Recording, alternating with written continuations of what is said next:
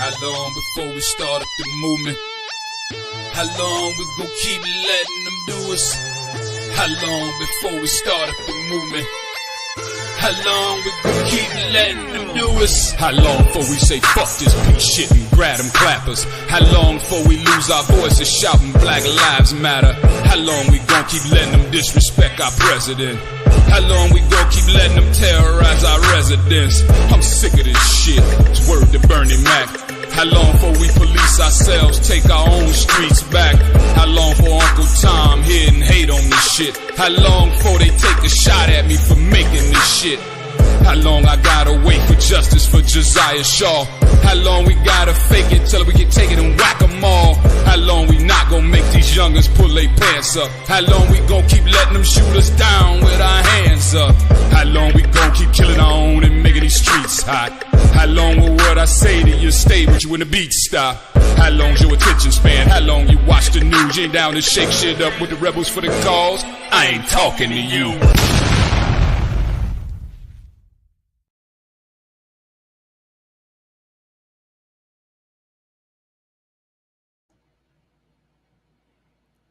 Hey, y'all, what's going on? What's going on, everybody? This evening, it's your boy, Mr. Provoked Thoughts. We are out here and we are live once again, man. And I just thought about it just a second ago. I'm like, I must love y'all because, bro, I got like 3 other jobs and I still make sure that I come up here and represent for my man R. Kelly. I make sure that I represent for all of y'all. I make sure I represent for Donald Trump and everything that he going through because we done connected these pieces and we know that they out here bullshitting with everybody. You know what I'm saying? I want to thank everybody for being everything that they are to me, man. And hello, Darlene. She came back. I'm so happy. You know, you came back, girl. What's going on? Hey, Rena, what's going on? What's going on, Darlene? What's going on, Miss Love Unconditional? You are unconditional and you are faithful, baby, and I appreciate that. You know, so I'm gonna jump this off by talking about some things that I've been noticing out here, man. I do a lot of stuff. I'm beyond my normal everyday job and beyond content creation and beyond my part-time job as a home health aide, man. I promise you, I do Uber too. So Uber in a day, Ubering today, chilling out, riding around, and I've been doing temperature checks on people just to see where they at, man, because, I got to know, what's really going on out here with people and their thought processes, man, because it's provoked thoughts, man. So I got to, it's all about what you're thinking. So, I'm asking people, about, I hit all the topics that I hit on, from the ride, and get a quick synopsis, man. I was speaking with this young lady earlier today, and she got in my car, and I kind of asked her at first, who you gonna vote for?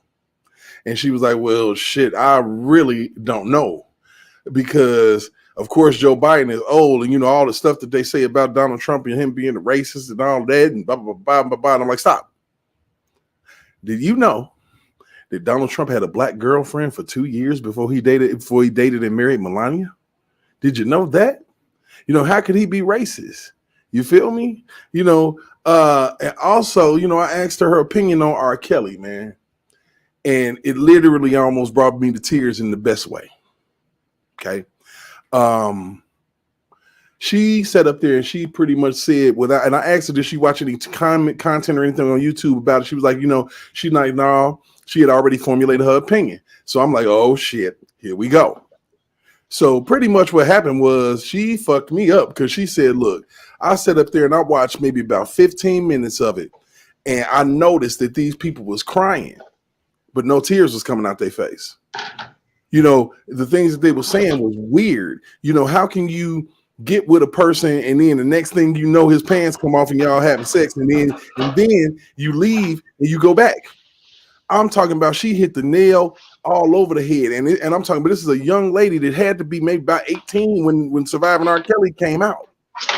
And she kicked ass, man. I promise. I was sitting there like, damn, I gave her the handle. I hope she come in tonight and holler at me, man, because I promise you, there are people that know what's going on, and it don't matter the young or the old. And she was like, and she was like, I noticed that, a lot of times when people say they hate people, that's a strong word. I mean, she was literally parodying everything that we think, and we are at a point where black people are starting to wake up when it comes to R. Kelly and Donald Trump. Earlier today, we have a little group that we talk in, and my brother, Muse Black, is always giving up some profound information. And he threw this video at me. Somebody at your door, Lex. Right on. You might want to go get that. Yeah, that's like a live. Hold on, I'll see y'all in a minute. You might want to go get that. Hey, Ready Red, what's going on, baby? How you doing? I really appreciate you sharing my stuff with X. And, you actually put it in my thought process. Man, I need to go ahead and cut this on X. So shout out to all the new people that may be coming through on X that, Miss Ready Red put you on and all of that. We're going to see how those stats look later on.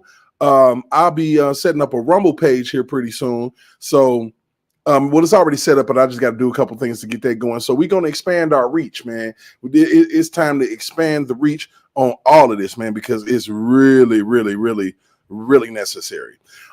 So anyway, Muse Black sent everybody this guy, and his name is CJ Jones, and he has I think Elephant Exposed is what he's talking about. He exposing the elephant in the room. And I promise you that this man, and I actually asked him, you reached out and said, man, I need you to go ahead and hit the panel, man. I need you to come on through and just look and see what you see, because he's on point. Absolutely on point. I ain't never seen this dude before, but shout out to him. Make sure you go ahead and go ahead to his webpage is CJ Jones. Go check him out. The elephant in the room, man. I'm telling you, it's crazy. Oh yeah, I checked him out. I checked him out for both. Right. We're gonna run that for those who didn't see it. All right, yeah, go ahead and do that.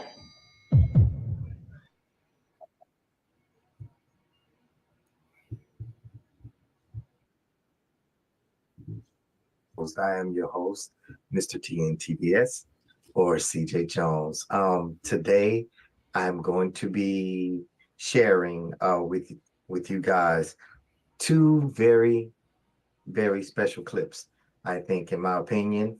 And we're going to talk about the update That's right. I have an update about uh, Mr. R. Kelly and his RICO case. I have been keeping my eyeball out for quite some time now about following his cases and so forth and everything.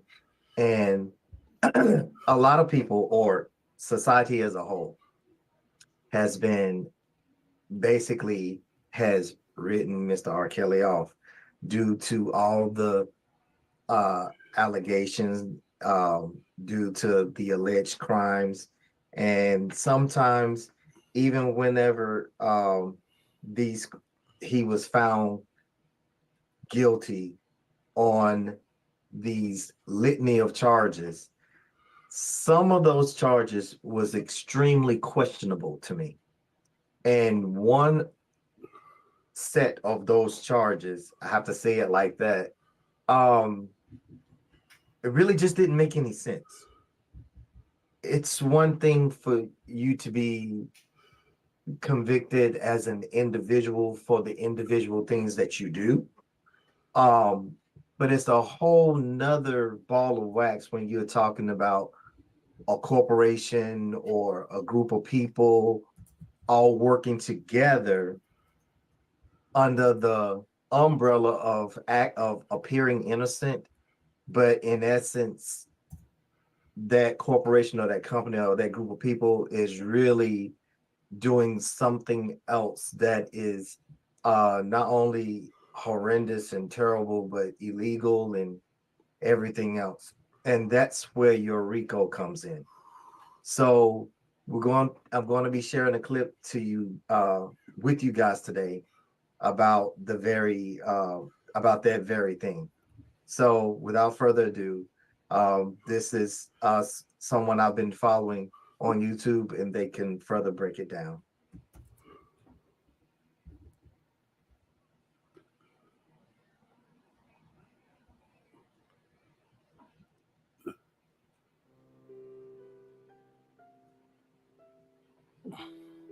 You are welcome to HN What's Your Say? The #1 listening show there we discuss real issues with real people like you. We are still featuring R. Kelly. Real name Robert Sylvester Kelly. Also known as the R&B King. Like we mentioned in our previous video release, the New York appeal today did touch the RICO Act violation allegations, the Mann Act stories by government, and the rather bogus forced labor accusations that were all fraudulently introduced into the case against R. Kelly. Bonjean came in strongly against the idea that government can prove the rather alien RICO charges, without showing that the members involved in this had a common illegal purpose. In her words, she said, quote, Oh, by the way, before we keep on going, if it's your first time coming in, make sure that you like, share, and subscribe to the channel. If you feel like you want to contribute, you like what I got to say, don't be afraid. You can hit the Cash App. It won't hurt nobody, especially won't hurt me. It's going to help the channel because I'm taking all proceeds, man, and I'm making this thing pop. I promise you. So let's go ahead and continue. quote unquote, my name is Jennifer Bonjean and I represent Robert Kelly. Like every RICO indictment seemingly in history, the government charged the defendant for being a member of an enterprise that had a common purpose of carrying out an illegal or illicit activity. And immediately after she outlined this, a male judge who seemed overprepared for her retaliated, asking whether she was challenging the jury instruction which didn't say that the RICO enterprise must have an illegal purpose. But then quickly and rather smartly, Bonjean proceeded to refer to the United States versus Boyle case that the judge could easily use to relate and understand why she insists on her argument, mentioning that during this particular case, the jury instruction was actually challenged even though it didn't set out exactly what the structure of the enterprise should be, citing that the jury doesn't necessarily have to present an instruction with such level of specificity. Meaning that even though the jury instruction left out the element of a common purpose, it's not a scapegoat for the government to abscond from proving it. And then the judge came in to say what Bonjean meant is that in fact in the absence of a common purpose, there would be no RICO enterprise, a question to which she agreed, suggesting it would make no sense of the statute if there was no common purpose. And guess what? Bonjean is right. There is no way the RICO statute could have been enacted to hunt down legal enterprises whose common purpose had not transformed from conducting legal to illegal business with a common purpose. Because using 1000%. common sense, the RICO Act was not intended to punish individuals but rackets of people engaged in active criminal activity. And that's one of the points that I was making. So when they had the jury came back, well, number one, the purpose of a judge is to interpret the law for the jury.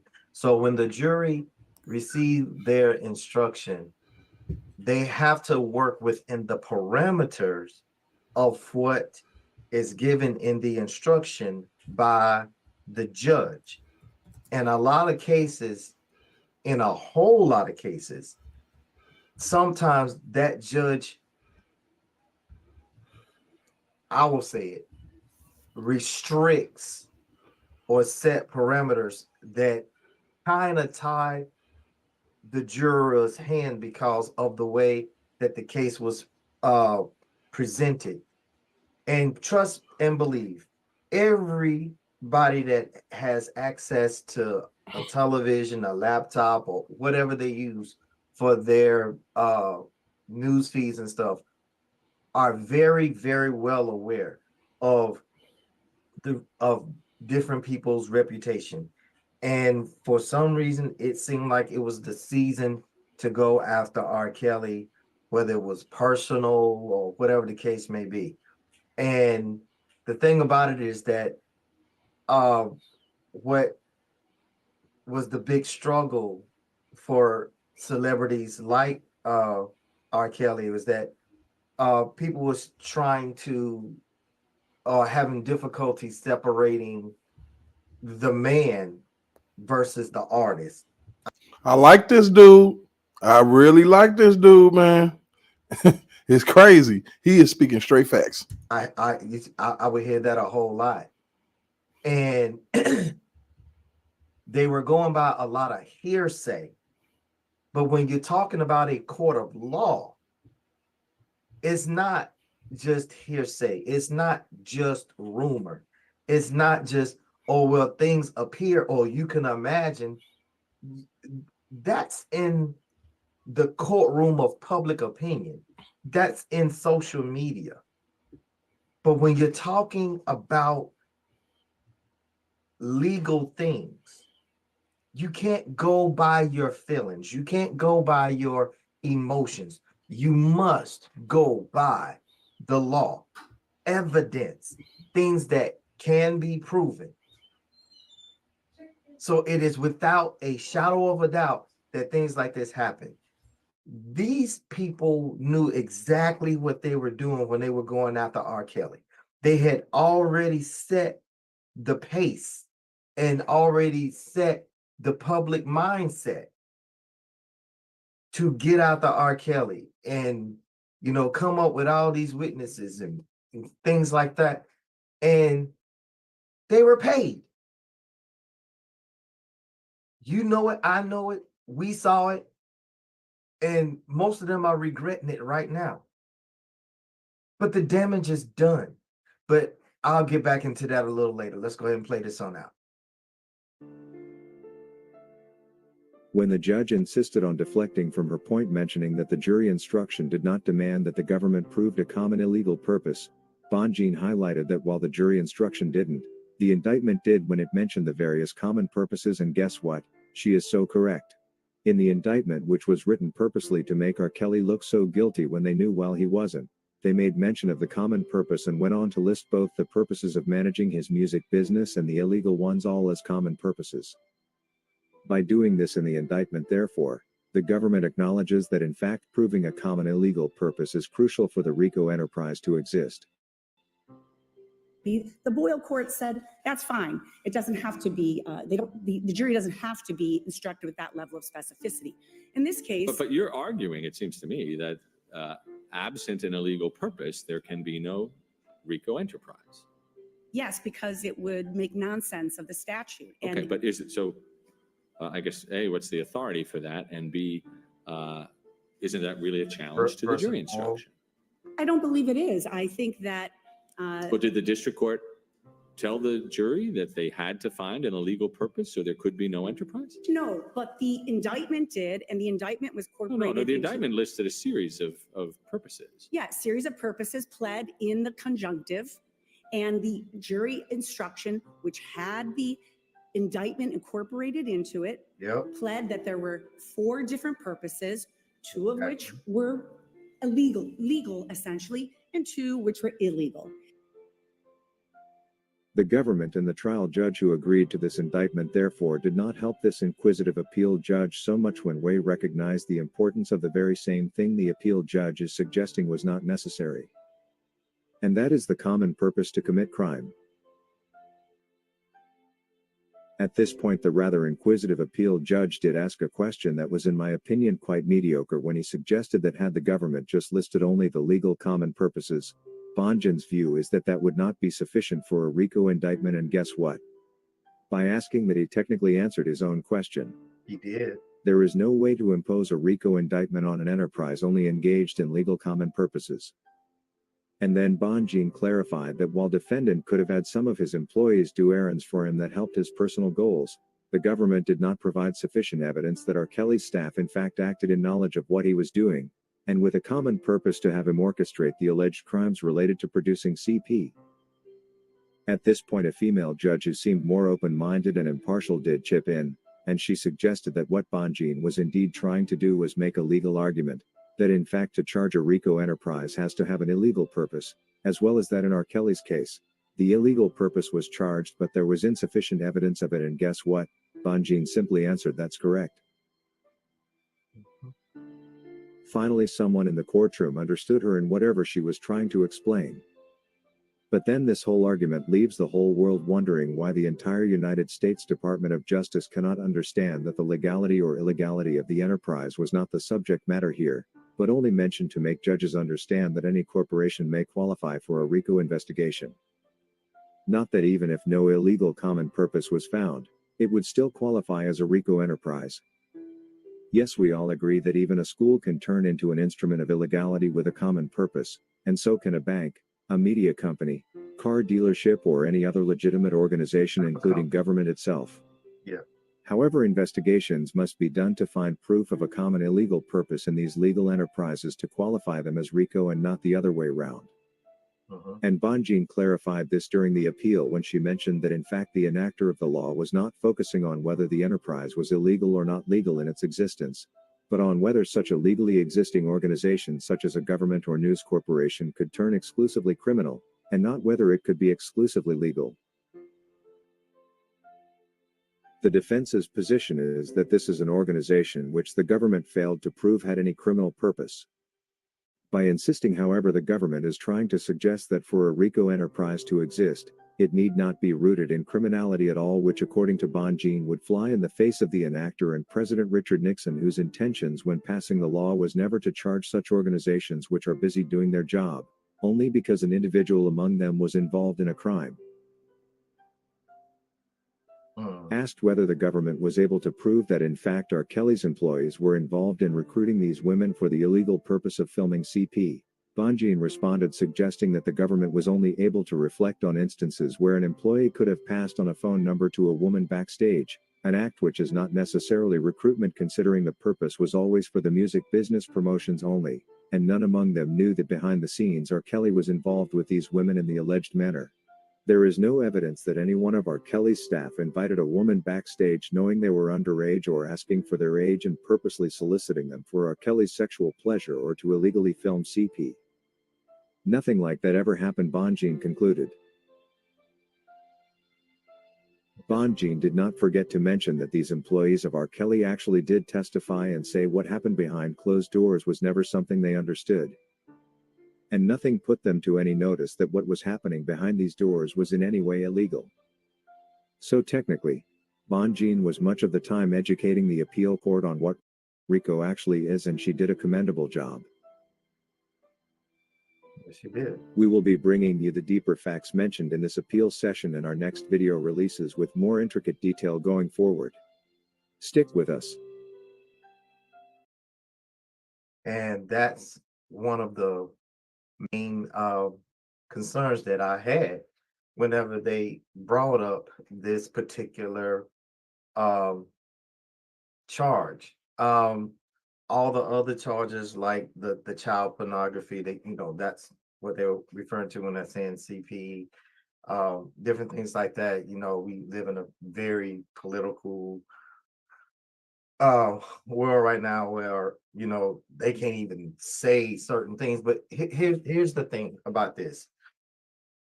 I come from a generation, what was good for you is good for me. What's good for me is good for you. The one thing I have noticed about our justice system is that it picks and chooses who it wants to really uh, run the gambit on and who it doesn't.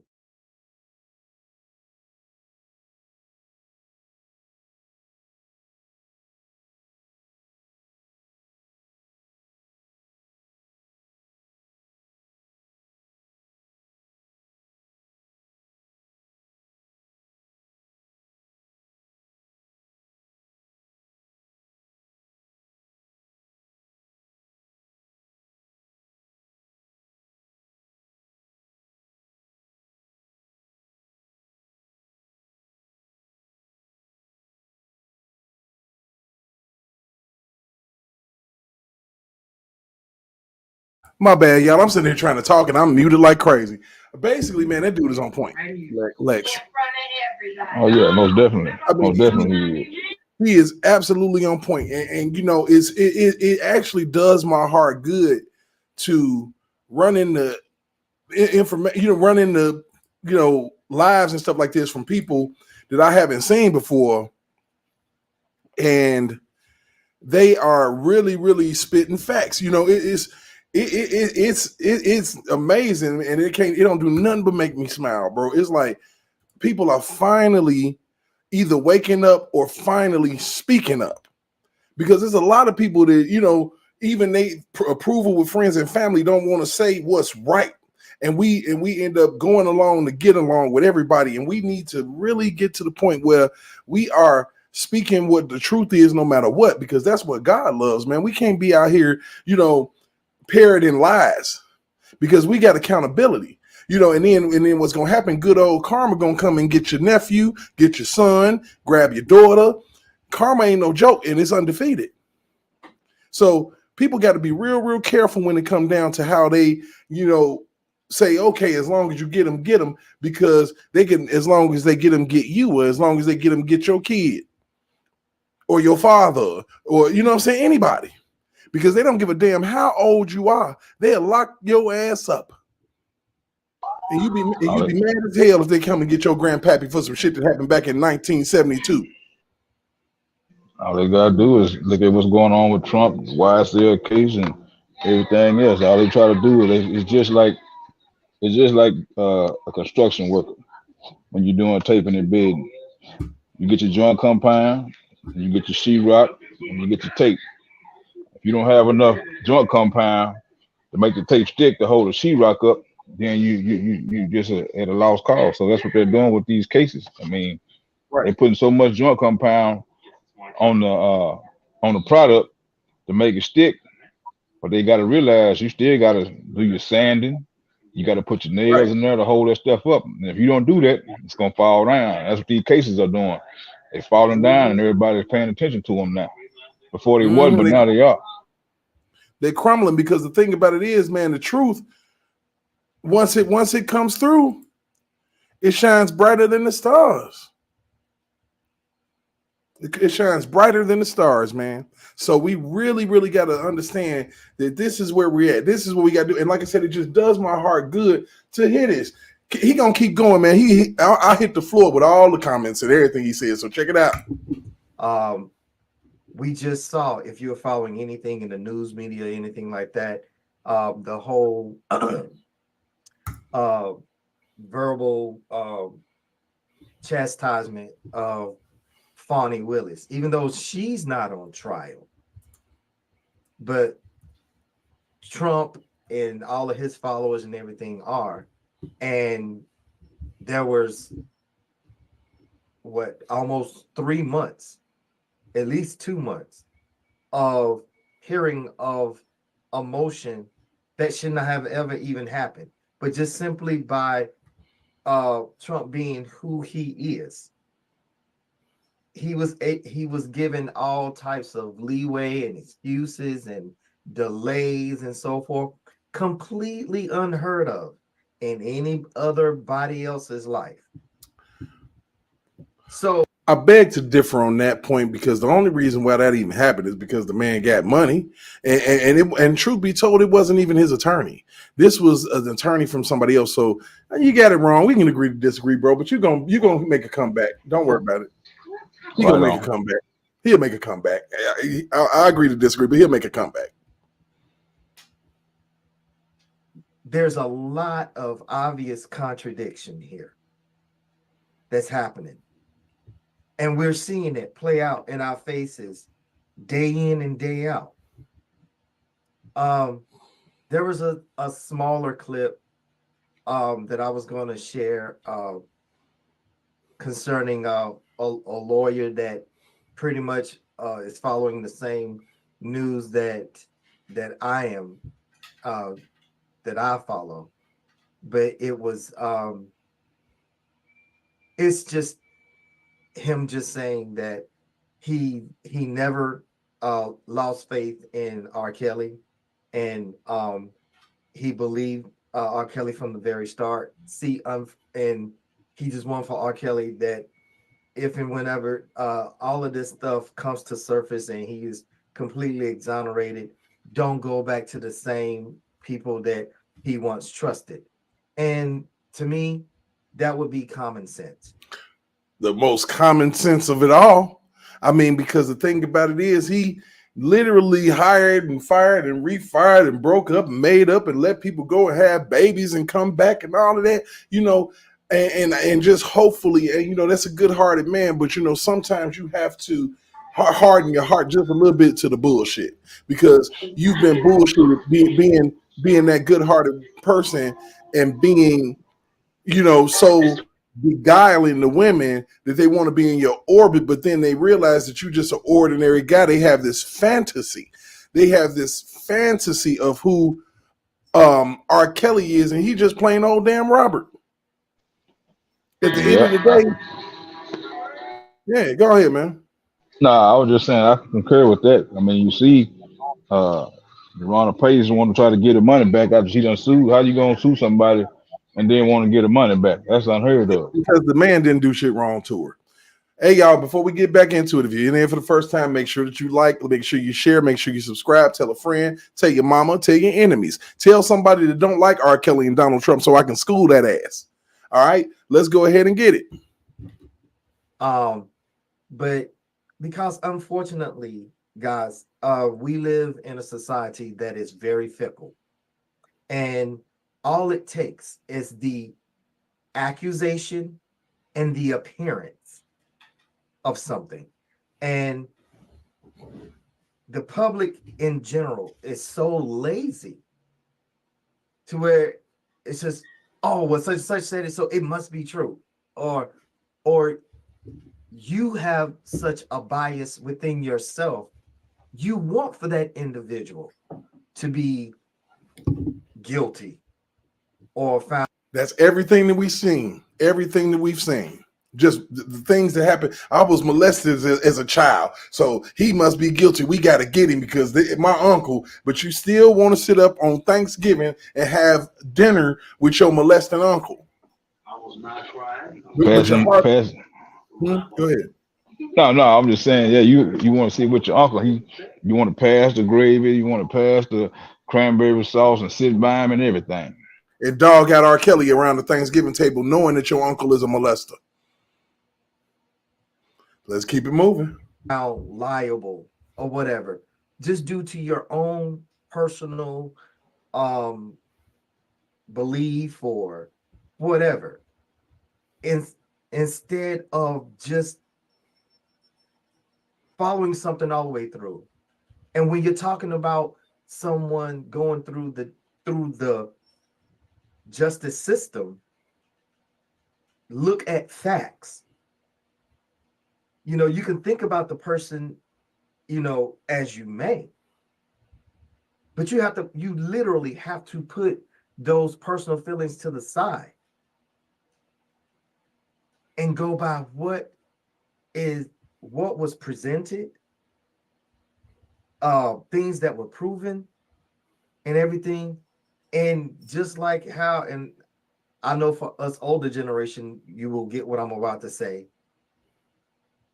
And if the glove doesn't fit, you must equip. Johnny Conquer. Now, I'd said that sort of like with like a tongue-in-cheek type of tone, but that it really does fit, guys. And regardless as to how, again, I'm coming right back to what I was saying before.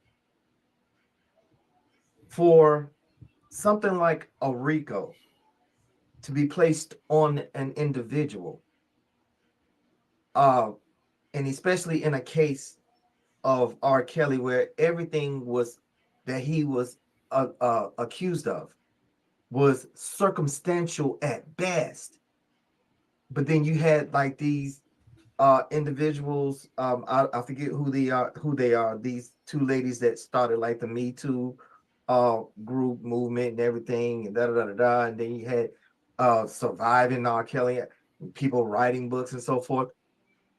All of that stuff you have to be able to prove.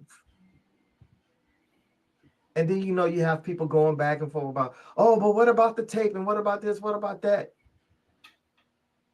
That girl was legal. Yeah. Now, as far as the ethical side of it goes,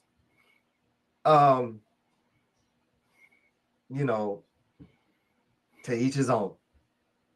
And just because you may not agree with, doing grown-up stuff or whatever with a significantly younger person or a barely legal person, everything, people have their preferences, but when you're talking about legal matters or even charging someone, overcharging them, there are constitutional amendments that protects you from things like that. And the more you dig into and really follow this case, the more you will see that the government did their job. They have totally destroyed R. Kelly's reputation. He's still making music and everything, but wait, is he? Shit. Okay, bro. All right. We're gonna figure. You shout out to my man's. But it was his reputation that they really, really went after, and I feel like they was very successful in attacking and destroying. And we're just looking for fairness here on Elephant Exposed. And that's what I feel like he deserved. And I feel like anybody deserves that. It's fairness. Yes, even Trump. As much as I don't like him as an individual, when it comes to the courts and different things like that, you still have to be fair. You still have to be legal. And I hope he gets exactly what he deserves, because what's good enough for us should be good enough for him. That's all we trying to say. That's all we trying to say. But at the same time, brother, the deck is stacked against Trump too. You know what I'm saying? The only reason why they are trying to deplete his funds, man, is because they don't want him to fight, just like they didn't want R. Kelly to fight, man. It's the same old soup, same old shit, different toilet. That's all it is. It's the same old shit in a different damn toilet, man. So we have to really be hyper aware of all of this stuff, man. Every last bit of it. Yeah, and then you got to also look at how the government tactics are. They had to change their tactics, because just because you have a confidential informant, that doesn't mean that you're gonna have a slam dunk case. So what do? They say, well, okay, we're gonna just deplete his funds, so that way We know he can't fight. We know he can't get a lawyer or a good lawyer to try to fight these charges. And then we're gonna have people to come out and talk bad about him and have the public looking at him like, oh yeah, he must have done something then. So now Right. they got all the avenues going against you. Right. So it's the same old soup warmed over every time. But like I said, man, what's doing my heart good is the change of heart and the change of mind. So let's keep it moving. I don't know what to think because I'm gonna tell you the truth.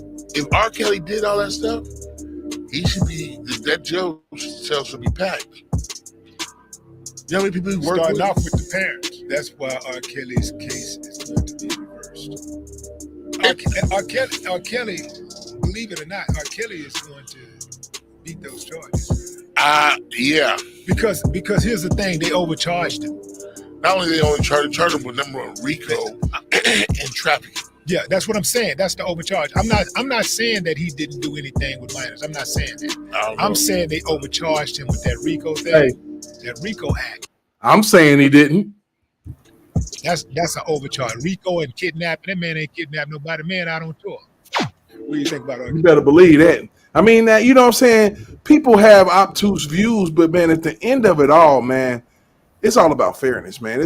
We are here in the interest of fairness. And that's it. That's all, man.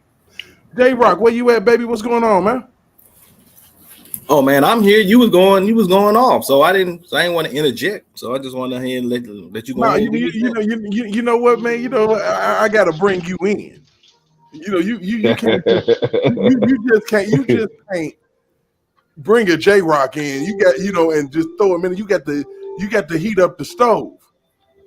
Yes, sir. Yes, sir. So now that the stove is nice and warm and we got some butter all in the motherfucking skillet, we can go ahead and get this French toast popping off. Let's get it, man. Oh yeah, I got you, man. But like what Faison Love just said, he said he don't know what to think. He said, man, I think he's gonna beat them charges because, like I say, they overcharged, which goes to the point. If everything you say is true, why do you feel like you have to go above and beyond and do like what the late Bernie Mac once said? Excuse me, the late great Bernie Mac once said that you had to put 100 on 10. Mm-hmm. And that's exactly what they've been doing. Mm-hmm. All of these cases, man, is a dime holding up a dollar, bro. It can't hold. It can't hold. It ain't worth the paper that the indictment is written on, man. And it's crazy to me that we're here. And, we've been here for 5 years fighting some obvious bullshit. Michael Avenatti all involved in every fucked up thing that they was propping him up to be the president of the United States and shit. And he ended up getting locked up, so they had to pivot and put crooked damn dumbass Joe Biden in there. All of this started, man, with them trying to test, and they found somebody who was ripe for the pickings that they could say, who could we put the most bullshitness ass RICO on? And they found it. They've been working on. They have to test. Anytime if you build a car, before you put it out there on the market, what you got to do? You got to test it first. You got to make sure everything, at least the appearance, it might be a piece of junk, but you want that shit to be able to roll for at least 100,000 miles or 200,000, with minor maintenance. But this shit right here, they threw together was a clunker from the beginning. And they passed this shit off, this motherfucking liver off as steak.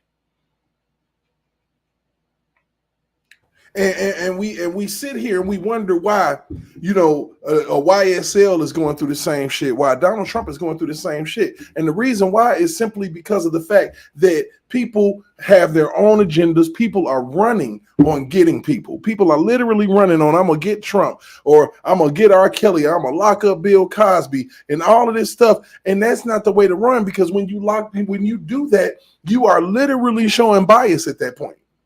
Especially if you do what you said you were going to do. If you're going to go and dig in somebody's trash can, you know what you're going to find? Trash. You're going to find something because everybody got something. Everybody got a kink somewhere. I would hope that you ain't basic. But the thing about it is that they took all of this shit and they twisted it. They literally took the man's words and twisted them and made the world think. You know, made the world think that this man said some shit that he didn't say. And we've been dealing with context here for a few days when it came to Donald Trump. But I'm going to show you exactly how they take shit out of context. We going to show you. I can show you way better than I can tell you about this one, buddy. I promise you that. So we about to show you. J Rock, you know I'm going to show him, right? Oh, yeah, I know you are. You know I'm finna do them. So here we go, man. We finna go ahead and do this. In their sit down, Teray asked the singer outright if he liked teenage girls, to which Kelly replied, "When you say teenage, how are we talking?" Damn it. Soundbite. Watch. They ain't gonna do nothing else. They ain't gonna do nothing else. Girls who are teenagers. Kelly. So that's the soundbite, right? Yeah. That's the soundbite. Okay, so we're gonna go ahead and trudge forward just a little bit on that. I'm gonna unpresent my screen real fast, and I'm gonna go back in because we're gonna contextualize this. We are definitely going to contextualize because there is, we're going to contextualize because things are always taken out of context, and we as people do not listen properly. We listen for what we want to hear, and we do try to discard the rest. And depending on whether we like a person or not, that's just the way that shit goes. And as messed up as this shit is, it kind of is what it is. So we're going to go ahead and take this shit and put it back in its proper context, just like they did for Donald Trump the other day. You feel me? Let's go. Wondering about you. Do you like teenage girls? When you say teenage, how are we talking? Girls who are teenagers. 19? 19 and younger. I have some 19-year-old friends, but I don't like anybody illegal, if that's what we're talking about, underage. I rest my fucking case. There it is right there. I rest my fucking case. They sit up here and they cut that shit off, and all you hear when you say teenage, how old are you talking? Now, you look at that and you look at what happened earlier this week with Donald Trump and that bloodbath shit.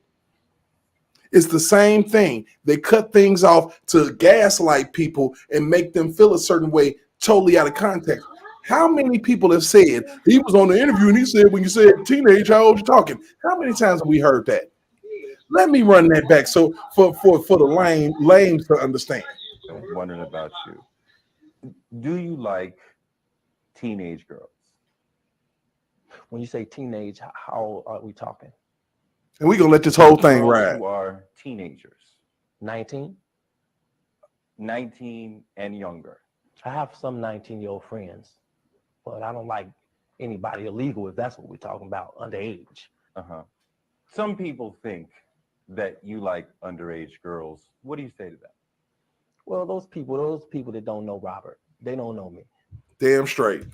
So I usually don't get into what people think about me, because all my career, even before the trial, people have had their opinions about Robert, and that's probably because it has a lot to do with me. I kind of shy away from the crowd, because I'm always in the studio, digging deep into the basement all the time of my house, creating music. So, people, when they don't know you and they can't really touch you like they could someone else, they seem to form opinions or have thoughts about you that they like to, think. So some of the people who have worked with you have said that there's an issue here. Your former manager has said publicly. Who, Demetrius Smith? Yeah, okay. That there's an issue of concern here. Your brother Kerry has said there's an issue of concern here. Issue of concern? Mhm. What do you mean when you say issue of concern? They've said that they're concerned that you like underage girls. Let me put it to you this way, man. You know, unfortunately, the people that don't work for me says that. The people that do work for me don't say that. And the people that don't work for me were fired. If you had someone work for you and they're mad because they're not working for you anymore, they're used to getting a certain amount of money, or they're used to getting a certain amount of fame because they work for you because you're famous. Same thing with them females, brother. And all of a sudden they mess you around and then you let them go. Anything that comes up about you, they're gonna run and say, yeah, you know, he did that to me. I knew this too about him. But you really can't, you know, I don't want you, I don't want BET, I don't want my fans. Do not listen to the people that was fired. You know, don't even listen to the people that was hired. You know, listen to the facts and get into what you think. I promise to God, man, people don't. If a guilty man ain't gonna tell you to listen to the facts, that don't make no sense. Like some of the shit that, you know, it is totally obtuse from what the actual reality of what he says is. And you know, he always said you want to take my words and twist it, and that's just the way the game go, man. You know, people tend to just want to flip the words of a human being to fit whatever narrative they got going on. And they ran this clip over and over again to prove a point this and cut him off with all of that. With all of that. You know, with all of it. And you know, we really got to come to a better understanding of how this shit is going, man. You know, this is exactly, you know, for all my Trump supporters that's in the building, this is exactly what happened to Donald Trump last week. I show you a clip where they cut him off, and then I show you the context of what he said. Now, whether you believe that it's okay for a grown man of 30 or 40 years old to date an 18-year-old, you know, the law says different. It really, really does.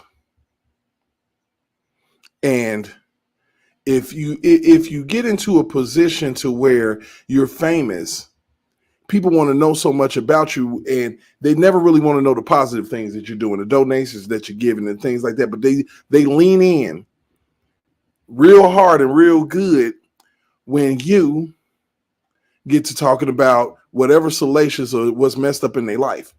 And that's just the way that people are. People like to see the fall. They don't like to see, they love to see the rise and the fall. They want to see you go up and come down because they're haters. And this man has been severely hated on and severely defamed and disrespected as an artist and disrespected as a person. And that's just like our former American president, number 45.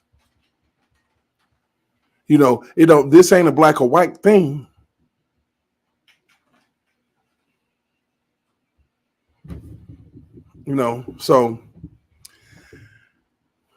So it's an interesting situation. And I'm about to segue real quick because I gotta do a little quick sweep of my chat real fast if y'all don't mind here. So we really got to do better. So I'm gonna go ahead and give my shouts out one more time because we got a few more people that jumped in the chat while everything was going on. Of course, shout out to Audra. Audra, you need to go ahead. Love you to death. Behave, please behave. Don't be calling nobody nothing that they ain't. You know what I'm saying? For real. Love you to death. We don't do that over here. So I'm just you one of my mods. So please please come on, just please. For real. So, child, what's going on? You know what I'm saying? C-Star, I see you in here. You are so faithful and dedicated. And I appreciate that. I appreciate the people who are actually sitting there watching right now on Twitter. I got a few people over there on X. that are checking me out. So, shout out to them, you know what I'm saying, for coming on, because they only know me from a can of paint for doing content. But we gonna get it in, and I'm gonna keep y'all coming, man. So at the end of the day, man, we really gotta wake up and realize that there is a movement that came about that started all this. And if anybody listened to my theme song, you got to know what it is.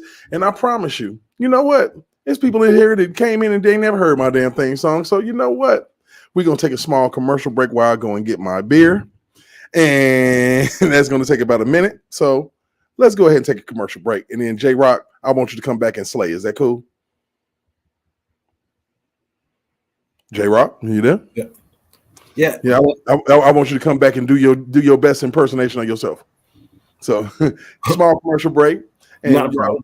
And I want you to check something out. I want everybody to check something out. I know you done seen my intro, but anyway, let's get it. How long before we start up the movement? How long we gon' keep letting them do us? How long before we start up the movement? How long we gon' keep letting them do us? How long before we say fuck this piece shit and grab them clappers? How long before we lose our voices shouting Black Lives Matter? How long we gon' keep letting them disrespect our president? How long we gon' keep letting them terrorize our residents? I'm sick of this shit. It's word to Bernie Mac. How long before we police ourselves, take our own streets back? How long for Uncle Tom here and hate on this shit? How long before they take a shot at me for making this shit? How long I gotta wait for justice for Josiah Shaw? How long we gotta fake it till we can take it and whack 'em all? How long we not gonna make these youngers pull their pants up? How long we gonna keep letting them shoot us down with our hands up? How long we gonna keep killing our own and making these streets hot? How long will what I say to you stay with you when the beat stop? How long's your attention span? How long you watch the news? You ain't down to shake shit up with the rebels for the cause? I ain't talking to you.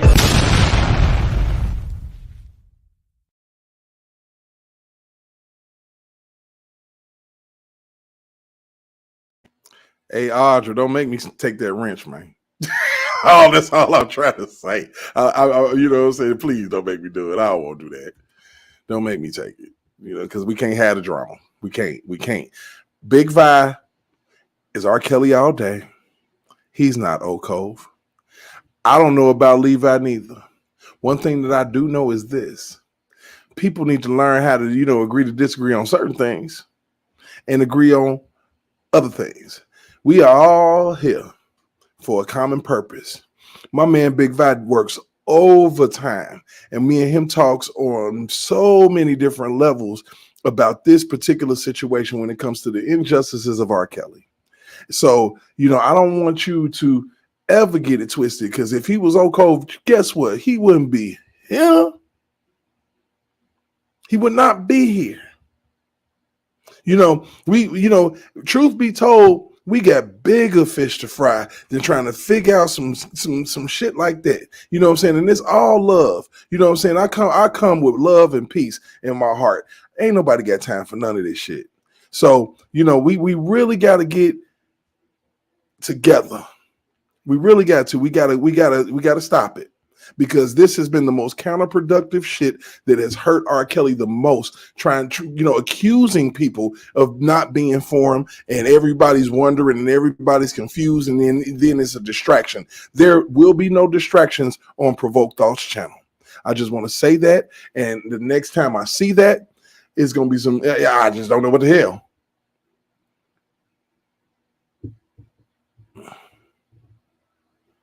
I listen to all of Vi's lives. I listen to everything. But we're not going to go and accusing this man that, like I said, it's all about context.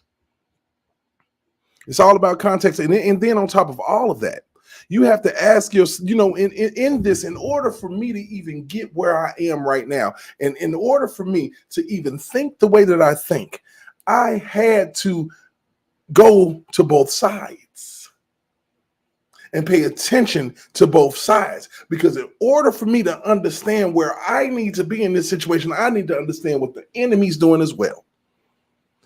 I was in the military, and you got to go behind enemy lines sometimes. And that's just the way that it is. I done been on panels with Levi before. I mean, do that make me, jacked up? Do that make me cold if I go and have a debate with Larry? I mean, no.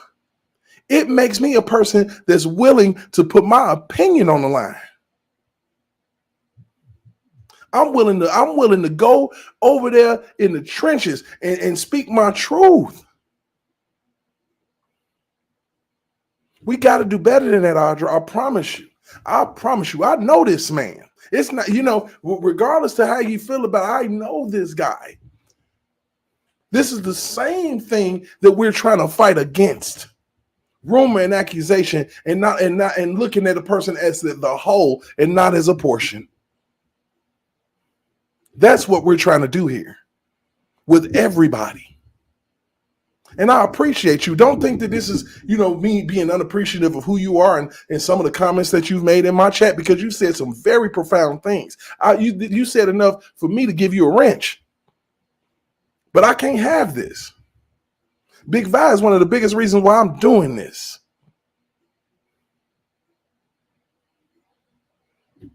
And we're going to go ahead. We're going to move on. We're going to keep it moving, Audra. Mwah.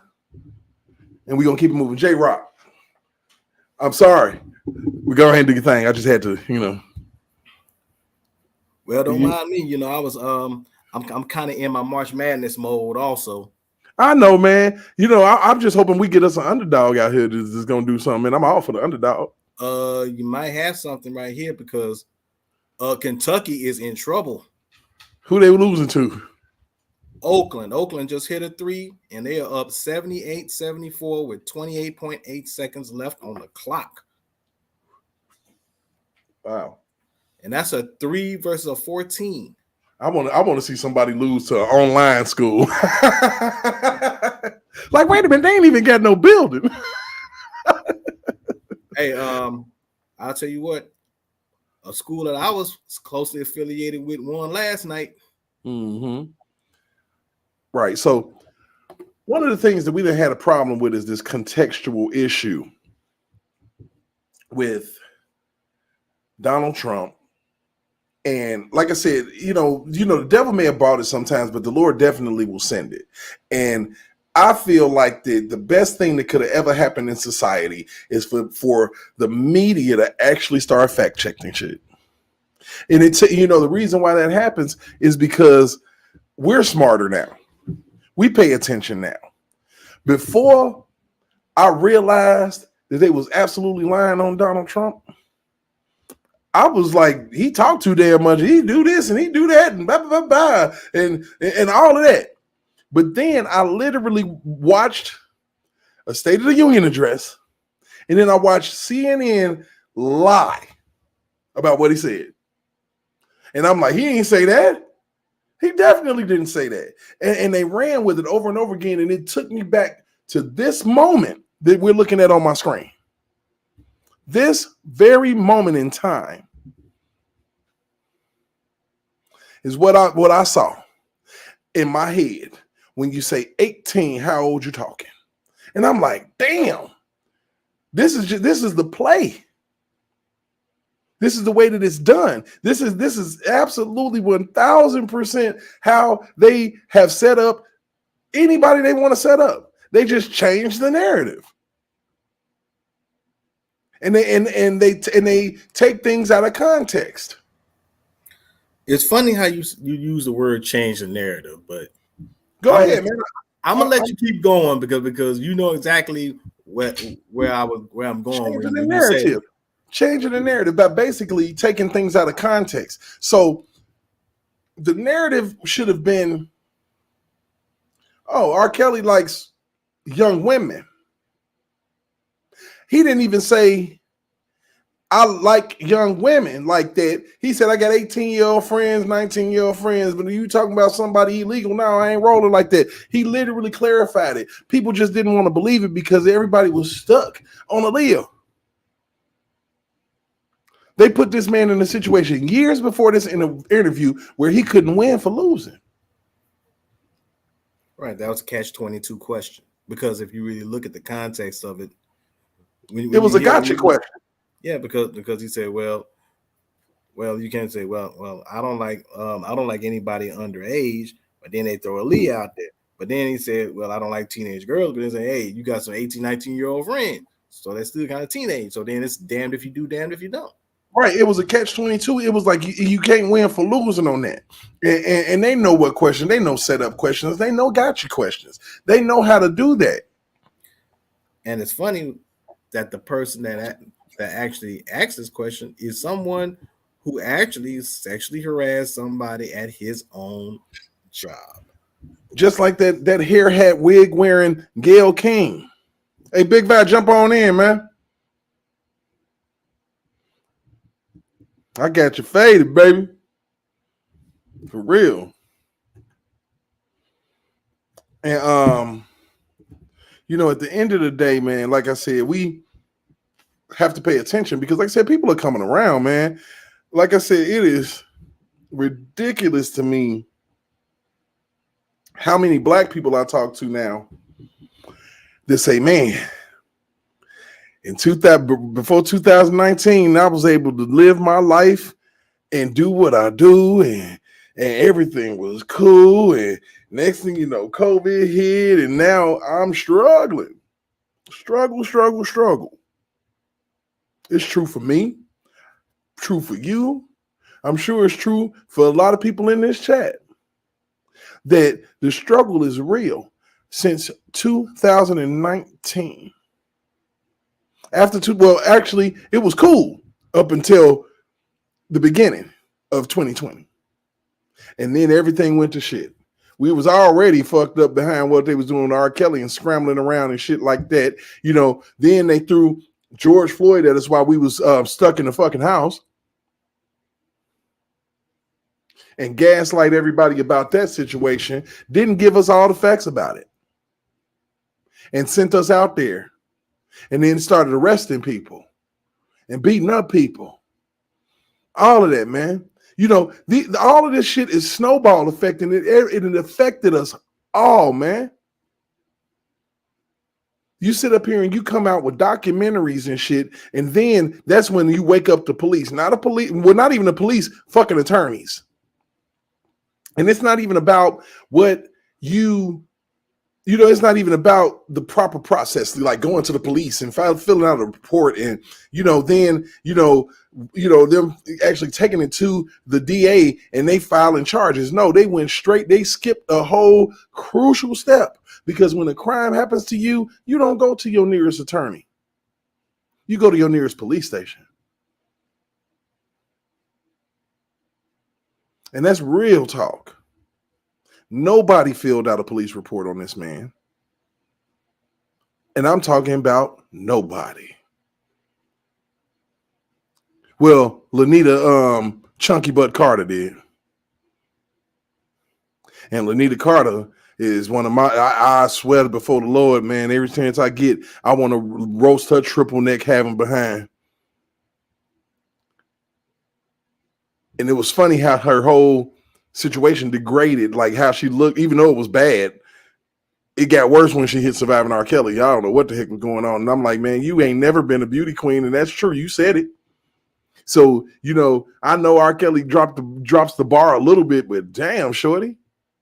You mean to tell me that he was so had to have you that bad? He gonna risk it all, risk his manhood, putting it in the mouth of somebody that don't want it there.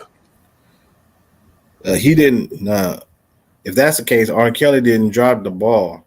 He ain't dropped the ball. That was a free fall. Man, shit. That bar was already on the ground. For real. And like I said, it's just so amazing to me, man, that people, like I said, it's taken all this time. And I've always said, and Big Vaz in the building right now, and I've always said that he can attest to it. I'm like, once the swelling goes down, then people are gonna be like, oh shit. Because what happened, everybody who got gaslit by this, because Surviving R. Kelly was a gaslight. That was literally the gaslight the American people against that man.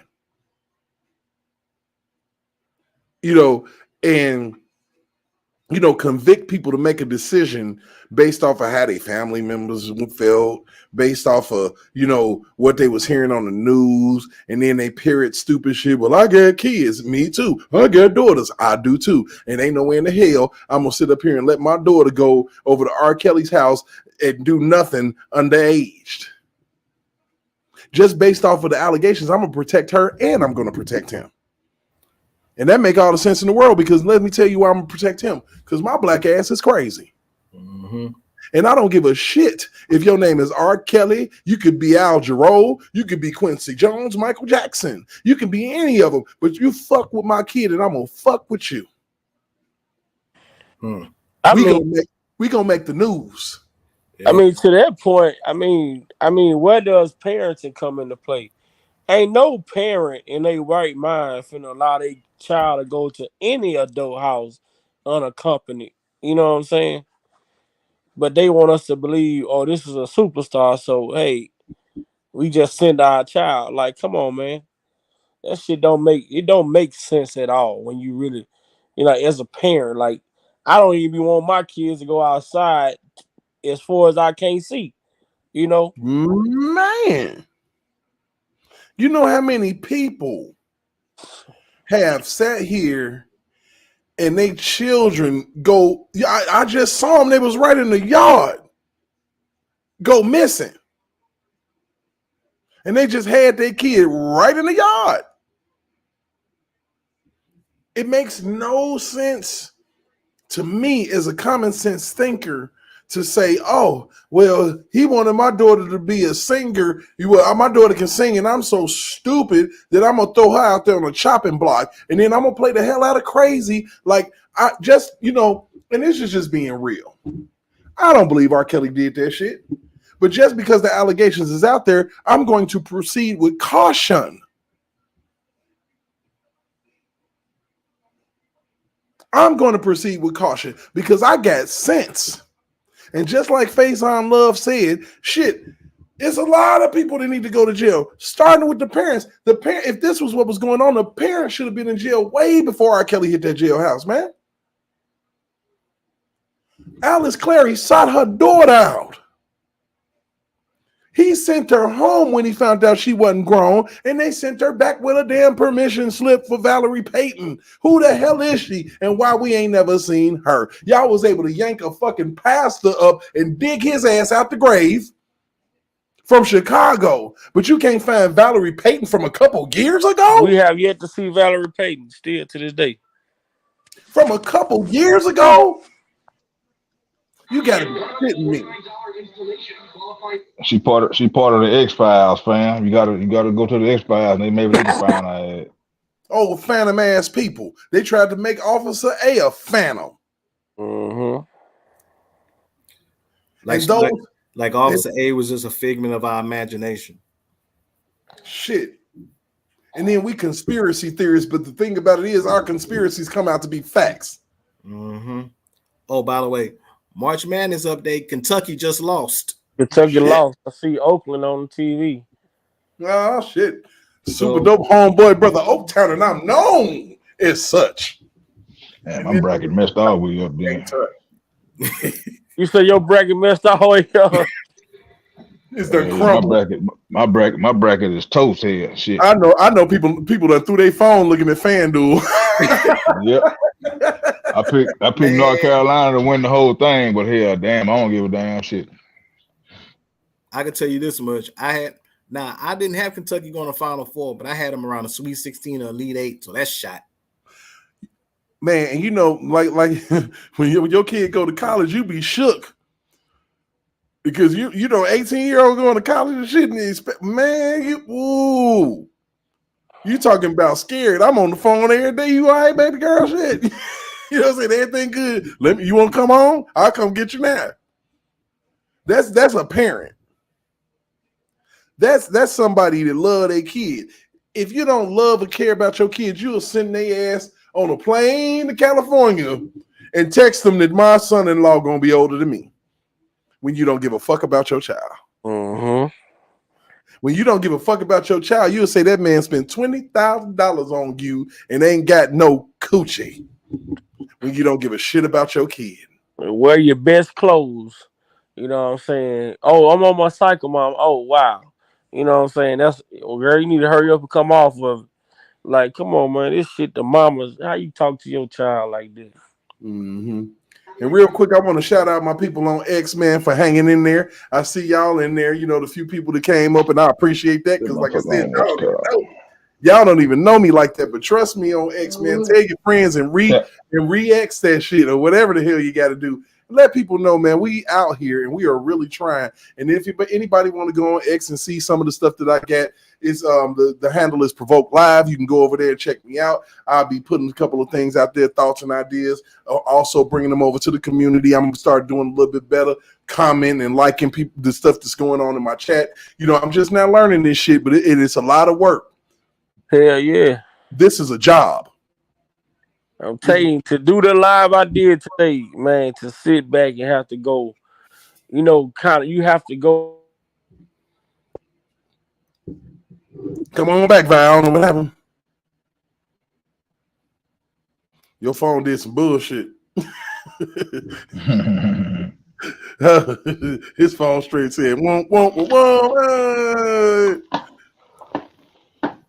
you on a Droid? Are you on an Android? Because my phone do that shit. I got a punk ass Samsung. And it might be that damn the solar eclipse trying to fuck it up. I swear, lunar activity. Mm-hmm. Yeah, man. But like I said, it's crazy to me that this is where we are. This is how things are going, and it's amazing to me that people are now waking up. I feel like it shouldn't have took this damn long for people to be like, oh shit, he's still locked up. That's some bullshit. I mean, it's tripping me out that that's even the case. That people are like, oh, he's still in jail, because people really don't know. Yeah, because you got to look at it. If you got a concerned parent, even when your kids walk out of the door to go to school, you concerned right then and there, like, damn, what's going to happen at school today?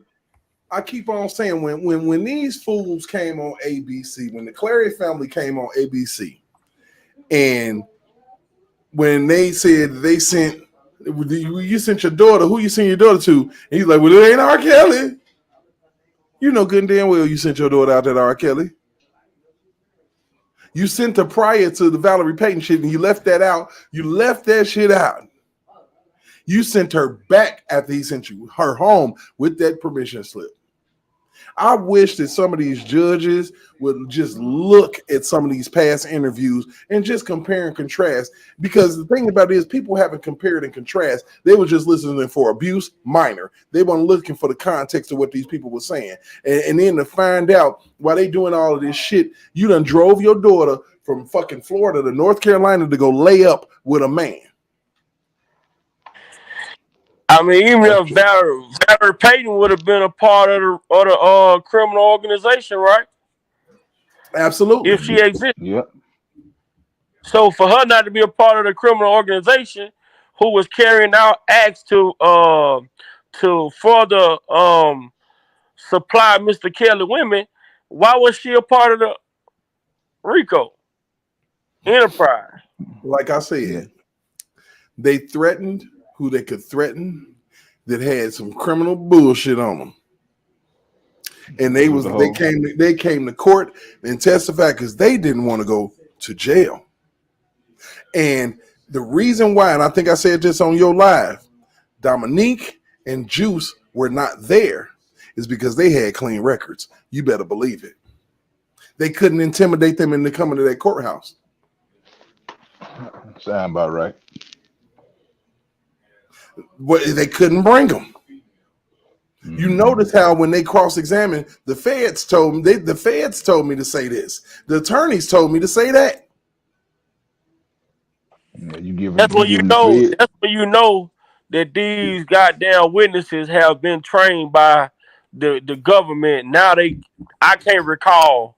You know what I'm saying? I don't recall. The government said, I just saw this shit in Young Thug case. You got a dude barely can stay up on the stand. You talking about fam that was high? And Yeah, he was like, give me a water. He was like, yeah, man, give me a water. I'm so high, I'm about to fall asleep on y'all. And yeah. y'all didn't handcuff that nigga. Y'all, But you heard y'all him didn't say, I can't recall. I can't recall. I don't recall. I can't recall. I'm like, well, I guess this must be the government go-to right here. It is. I mean, because what that is plausible deniability. But the thing about it is, you can remember in such detail what happened to you years ago. But when I asked you what you talked about with your attorneys yesterday, we got memory lapse. Yeah, you get Alzheimer's here that quick. Can't remember shit. How you got short-term memory loss but long-term memories? Mm-hmm. It can't be one and the same, but they damn sure make it that way. Right. All right, we're gonna run some more shout-outs, man. Foxy Chocolate, what's going on with your baby girl? Muse Black is definitely in the building. Yellow Beezy, man, you need to go and pop in my chat whenever you clock out or whatever the hell. And you too, Muse. K Baby, how you doing, sweetheart? I'm glad you came back. I really, really appreciate you and everything that you put in the chat as well, because you have been riding on this bus with us for the longest, and it's not the short bus; it's the long bus that take us to the what is it? The accelerated classes. We are in accelerated classes when it comes to it. You know, so for all of those that's in here, you know what I'm saying? Like I said, we keep it very, very respectful. We do what we do over here, but we respect each other. So that's all I ask. We keep it respectful, and we're gonna keep it funky, because that's the only way. I don't want to have to stop, lives to deal with chats. That's what I got my minds for. Period. Point blank. So what we gonna do is I'm gonna go on here, Big Vibe, man. Like I said, man, today, and I know you probably been doing it too, because I know how you roll. I know you'll bring up the conversation out here in the streets when it comes to R. Kelly, and you do temperature checks. I'm sure you do. Oh yeah.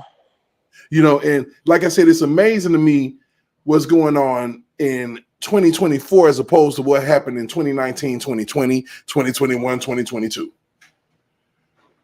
2023, people was like, damn, he locked up. I thought he was out of jail. You remember how that shit was going. I thought he in jail, shit, 30 years. So now people are starting to be like, damn, he got 30. And then, you got people that go over and watch Willie D, and, people that go over and watch Vlad, and, and they thinking about it now. They thinking about it because some of their favorite artists and comedians and shit is like, hey, something ain't right. And I'm just glad that celebrities is starting to not be punks and worried about losing so much, because the thing about it is you will lose anyway, even if you keep your mouth shut, because if they want to get you, they gonna get you. And they gonna do everything they can to try. So on that note, we just have to be hyper aware, and we got to be out here debunking, and we got to be out here making sure that people know what the bullshit is versus what's real. Because obviously mainstream media ain't gonna tell us shit. I take everything they say and I reverse it, and then I do my research and find out that when I reverse it, it's about right. It's about right. Shit. And like I said, with this, this Aaliyah situation, like I said, I need for people to come up off of that, man, because I love Aaliyah, man, and I know good and damn well that she said didn't happen to her, and I believe her. I believe that she said the truth over and over again. Her story never changed. These so-called quote-unquote victims can't keep their story straight at all. At all. And then they try to claim Aaliyah signed the NDA. No, she did not. She did not.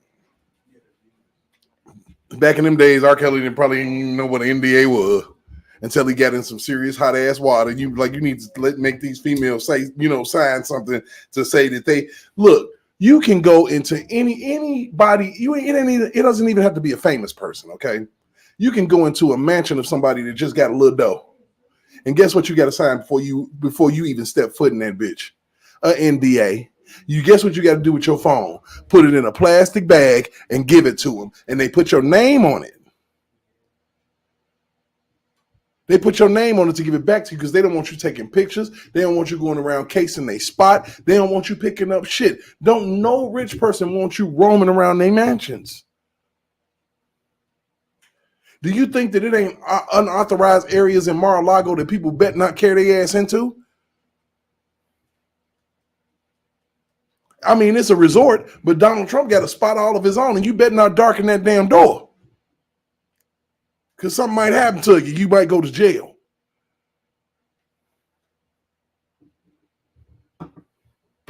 And like I said, Aaliyah told the honest truth. Like I said, when you look at stories that don't change, you look at Lanita Carter that said, he spit on me 6 times, and then by the time Surviving R. Kelly came around, it was 8 times. What the hell? And who spits on you? Well, you know, what the hell is going on? What type of shit? Spit in your mouth on top of that. Right, and then you left all type of shit out, and then come you say, "I wipe my face on a flower color towel," and my Tommy Hilfiger shirt had semen on it, and all of that. But you then said that he didn't finish. So how do you get semen from not finished? Because that's the conclusion. I thought that's what I always thought. That's what I always thought. That was the conclusion. Like it's over when when you bust and somebody gonna fall asleep. Something. I'm just saying. We got people were so deep off in their feelings that and that's exactly what gaslighting does. When you gaslight people, what happens is they make you question reality.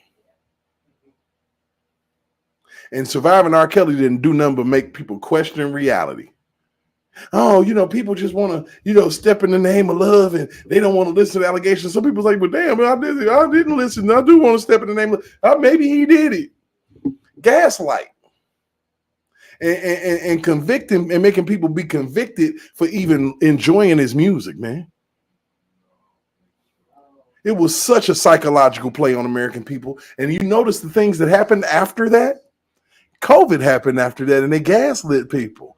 They had already tested us and knew that we were vulnerable enough to believe whatever the fuck. If you run it 55,000 times, they'll believe it. They just tested it. They knew it. They just did it to us the year before. So it was easy to come back the following January and say, everybody go in the house, and if you don't get the shot, you're going to get fired and all that. They tested us and they gaslit us, so they knew what they were doing. All of this stuff is a play. They used that man to test our common sense. And when they found out that most people don't have it, then that's when they could go and bring COVID in, and everybody to go to the hospital that's sick, have a heart attack, sugar, diabetes, get in a car accident, died of COVID. Damn, COVID was in a car and they smacked them? Shit. To the point where they were literally having drive-through McDonald's-style funerals and shit. It was ridiculous. All because they wanted to control us, and they wanted to get us out the streets and out of the areas that we need to be in to get the truth. And they changed the narrative. They set us in the house and they ran news strands on our asses. And everybody was stuck in the television while they fed us BS. About R. Kelly, about Donald Trump, about the Republican Party, about COVID, about Dr. Fauci, about vaccinations, about George Floyd, about Black Lives Matter, everything. They did us bad. And it all started with this shit, man. People don't even understand that.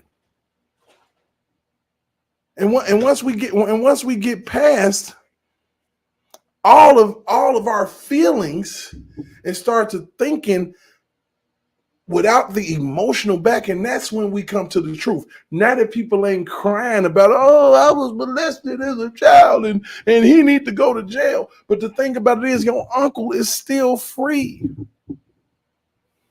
And I'm talking to Tasha K.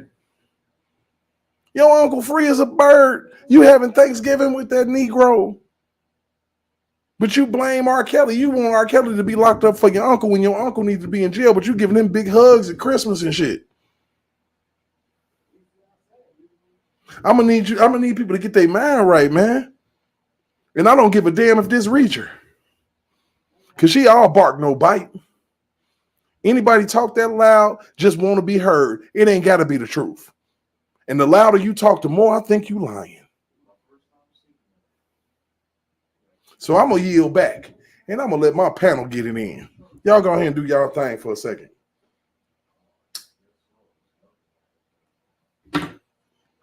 Don't all stand up at once.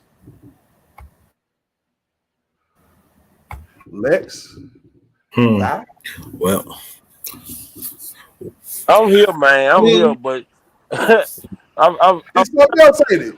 It's something else. I'm trying to keep going, but man, why is this woman study mentioning my name, man? And I said I don't want nothing to do with her, no parts or anything. Like, lady, why are you so obsessed? And I'm not trying to disrespect my brother platform, but that negativity that this person come with, bro, that's not what's up, man. That's why Unc probably ain't up here right now. Because that negative energy, man, you can mean good. That's cool, but man, when somebody tell you that they not trying to have no negativity on a platform, man, this is what they mean. Like, Yes, you know, I'm just saying, man. It's it's something else. I'm trying to give her a chance, man. I really am. you know what I'm saying? I'm trying. You talking about I'm trying, but you know what I'm saying. And I know I'm looking, and you ain't. I don't see his name in there. Well, I do see it in the last one, but say I see one. But look, I already addressed it. I just don't want to see it no more. Just talk about the topics. Just talk about the topics. Let's not talk about anybody I bring on my show. Let's not talk about anybody, because see, the problem with me is once I get frustrated, I'm gonna forget who you are. I'm trying to tell you, man. And when I forget, it's gonna be a problem. You're gonna be like, damn, Derek is such an asshole. And I'm not trying to be an asshole. But I wanna ask you something, bro. Now, it is just because maybe you can help me understand this. This woman say she texted me and I didn't respond back to her, so she just assumed that I'm okay.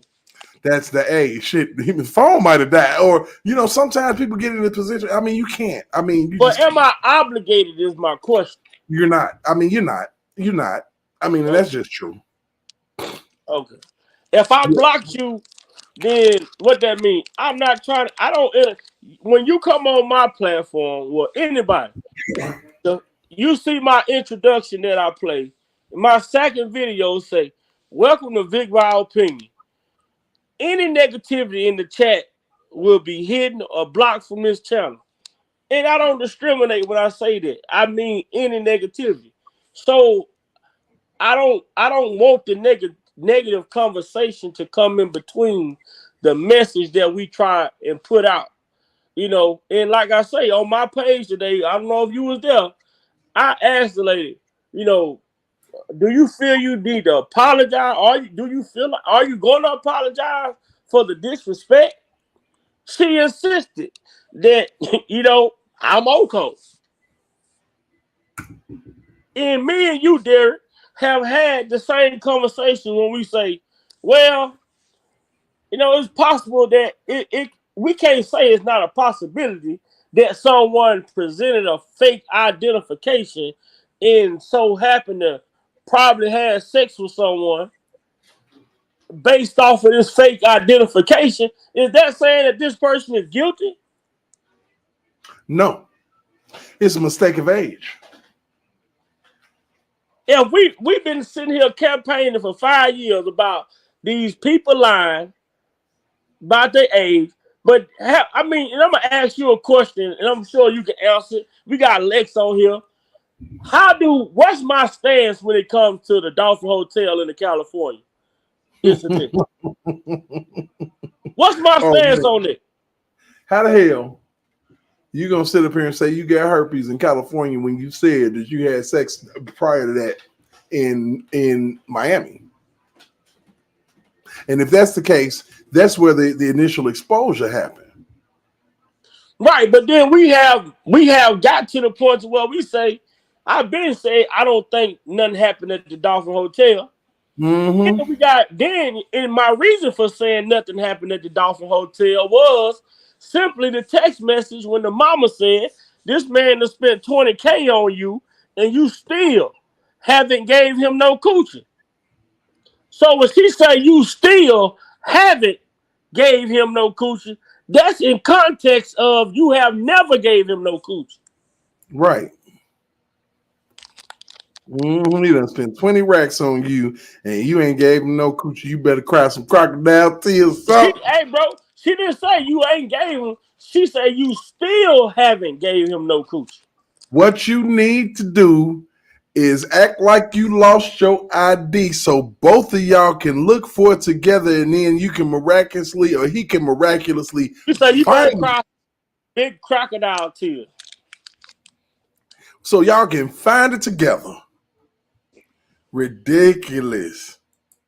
Absolutely ridiculous. and for real, you know, the last thing that we need is to be distracted about who's what and who's who over here. Let me tell you something. I got so many people that come over here that weren't for R. Kelly to start, but guess what? They see the light now. You know, I bought a whole different group of individuals over. Well, you know, I got blessed with a whole group of individuals that had no dog in the fight. And I've presented comparisons and contrasts of situations to let people see that R. Kelly is just like your favorite person. It's a person out there that plotted against the both of them, that's locked up. They're using the same tactics to try to cripple this man like they're trying to cripple R. Kelly. Period. They charged him with baseless RICO acts, and everybody surrounding it is corrupt. And that's a fact. That's with both of the cases that I talk about over here, whether it's Donald Trump or R. Kelly, 90% of it is bullshit. And that's what I'm trying to get at. Because right now, what they're trying to do, they attack R&B, and now they attacking democracy. And that was the play. They attacked R. Kelly so they could go ahead and set a precedence to attack democracy. And that's the main thing that we're trying to show. And I hope that I'm showing it. I just hope that people are seeing it. I would hope against hope that I'm not doing this shit for nothing. Or I got to worry about, you know, somebody. I would hope that I could convert an Oak Cove person over here if they was to ever come, but ain't nobody from Oak Cove over here. And if they are, they hiding in the bushes. Then that brings me to another point. We got 43 people on this live right now. Make sure that you like, make sure that you share, make sure that you subscribe to my channel. As I grow, we all grow, and the truth is going to come out. Make sure that you go over to my boy Big Vi Opinions page. Like all the narratives. I don't care what it is. If you lie, we gonna find out. That's just the way that it is, because this is Provoked Thoughts, and that's Big Vi Opinion, and that's just how we get down. And when you say Big Vi Opinion, that shit, opinion means exactly what it say. Just like Provoked Thoughts, it's my thoughts. You know what I'm saying? It's Big Vi Opinion. So, you know what I'm saying? This goddamn Andra, she be on Oak Cove, she be on every damn platform on YouTube. All right, so now you wanna on that note, Audra. Oh my God. Yeah, let me help you out, brother Derek. I'm gonna hey, hold on, because who else was on the line with us tonight? We did the interview on Levi channel. I know Unc was over there. I think J Rock was over there. It was a couple of us over there when Levi did the interview. Yeah. I came in specifically because you went on there. And we talking hypothetically. And one thing we do as R. Kelly bloggers, we have to say, we have to give different, if it's a situation Well, we get different scenarios if certain things could possibly have happened. You know what I'm saying? But at the end of the day, we stand on what we believe, that these motherfuckers are lying. Right. Some of the shit that they said happened. It just don't make sense when you put it into real context. I'm still at work, and I'm not quite ready to. Once I still got a little way to go.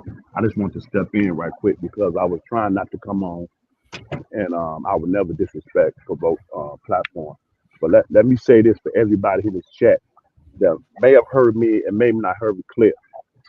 Big Vi is my family, and I'm just gonna keep it real like that. Big Vi is my family. He's my family. That means he's like blood to me. That's sacred to me. So, Audrey, let me tell you something. I just snatched your wrench. Next thing gonna happen, you know what's next. I asked nicely, and you keep on telling this man to tell the truth, and I keep on telling you what I know. And I get it. You feel the way you feel, but you entitled to your opinion. But it's not fact. Not from what I know, not from what I've seen. And you talk about go over there. I've been over there on Levi's channel. I was a devout supporter of Levi's channel. And check this out. I still watch Levi. And let me tell you why I do that. Because the man himself, R. Kelly, told us who he was to him. Right. We can't, you can't turn around and believe R. Kelly and everything that he's saying and not believe certain things that he says. That's not the way. That's not the way. Good night, Audrey. Have a good night. I mean, I want you to wake up with a different mentality. I'm not going to block you, but I promise you, we can't have this shit no more. Not here. If you want to do that shit, create a YouTube channel of your own. And that's a fact. Well, she ain't going to do that because, shit, the motherfucker won't go nowhere. You know, I'm not gonna block you. You know what I'm saying? But I got to go ahead and, you know, you can't. If I'm asking you as a moderator to not be messy on my shit, and you still want to do it, then we got issues. And I'm trying to be respectful. You're a woman, and I'm trying to respect you. But when the person refuses to respect themselves, when they visit somebody else's house, then that's it. That's it. Ain't no other negotiation. That's it. You done. Ain't no coming back from it. I mean, this is messy shit. I ain't with the mess. And it's all about confusion, like Mr. Kelly said. It's all about the spirit of the I'm not with the mess. I just ain't. Confusion and dissension. So on that note, sweetheart, you have yourself a good night, and God bless you. And we just need we need for you to just go ahead and come back better. Please keep Big Vi name out your mouth on my shit. I don't want to see that shit in my chat no more. Fuck all of that. Okay, I don't need it. I don't want it. I didn't solicit it. I didn't ask for it. I don't need it. This is about R. Kelly. This is not about Big Vi and where you think he stands. Because he done showed and proved he worked too fucking hard on R. Kelly's behalf. For somebody to be sitting up here, that's disrespectful. This man stays up late night, gets up early morning, do afternoon lives and everything. And I don't want for my new followers that's over here on X to sit here and have to hear this type of foolishness, because this is the same foolishness that caused the problems that I believe is the reason why R. Kelly is still locked up, because we had to distract and move around from bullshit. Facts. And we couldn't stay focused. We couldn't stay focused, and we couldn't get to the things that we're getting to right now, because people want to say, oh, this person ain't for R. Kelly, and this person is this, and this person is that, and this person is getting cash apps, and why? But I tell you straight the hell up, this is a job. And if somebody wants to give somebody something, that's perfectly fine. If somebody want to show them some love, that's perfectly fine. You know, all of this haterism. It's hater shit. Mm-hmm. Don't be a hater all your life.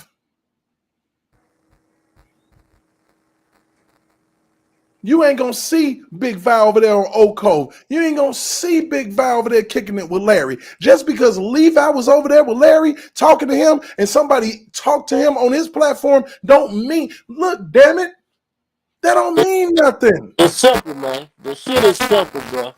And for her to say, oh, Hey, Big Val, your phone doing something crazy. hold on. Your phone doing some wild shit. It's y'all hear that?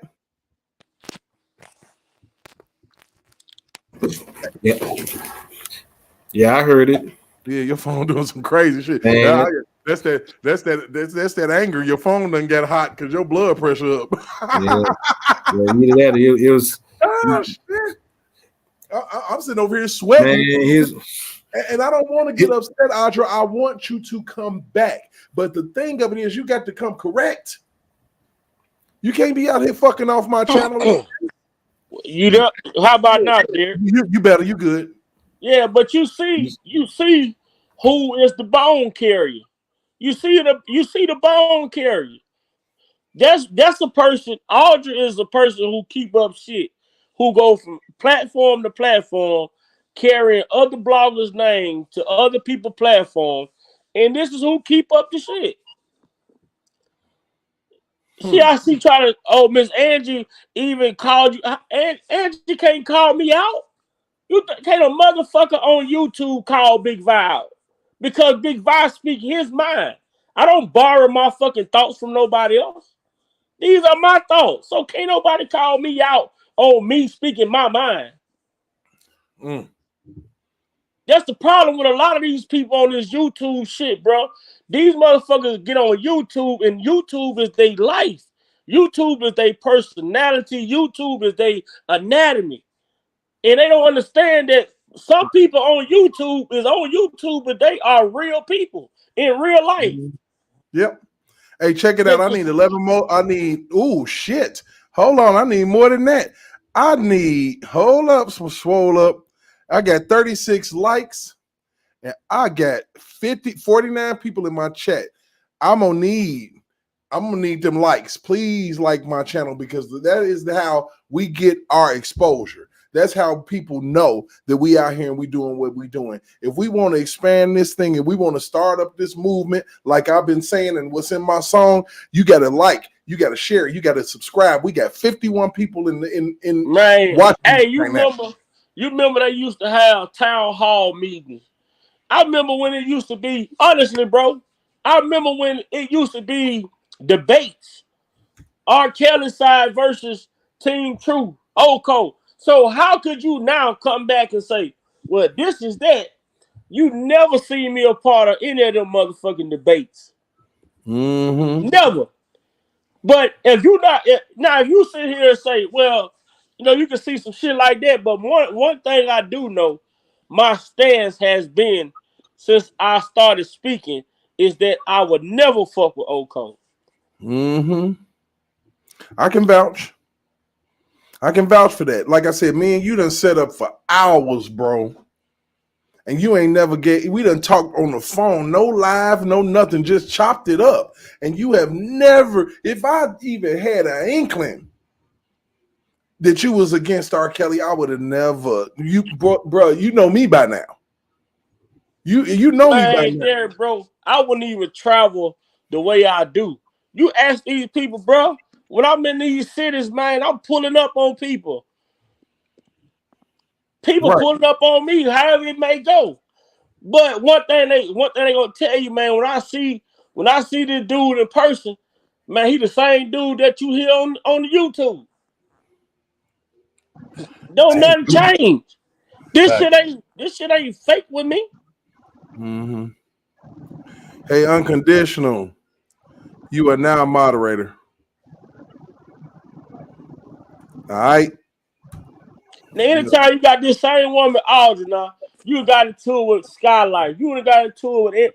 Every platform you done been on, you done got kicked off of. Yes, but probably give her that work. Because this is what she do. She try to say, well, then you giving false information, but this is what she failed to realize. How the fuck can you tell somebody that their thoughts and opinion is wrong as if you were there?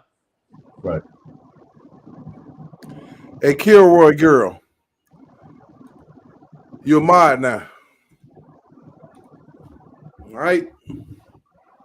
Look out for me, man. I can't watch all of this shit. And I see right here, right there, you see Ready Red. Ready Red is in the chat. Me and Ready Red had a misunderstanding one time, but it was never to this point to be. It was never disrespect. We had a misunderstanding. We spoke on the situation, and Ready Red being my chat, we have good conversation back and forth because we are adults. If we had a misunderstanding, she said what she said, and I said what I said, and we got it clear. We cleared the context, and then we move forward. That's what grown folks do. I mean, look, you already know me and Noobs just now met each other. I heard it on the phone the other day when we was on the phone how he stopped you and said what he said, but you respect him because you know he have a mutual respect for you. Right. Shit, I agree to disagree. You got to be just like Jennifer Bonjean was in that courtroom, and she had a judge sitting up there questioning, disagreeing, flipping, doing all of this shit. And she literally was, with respect, was able to push through it. She didn't have to insult nobody.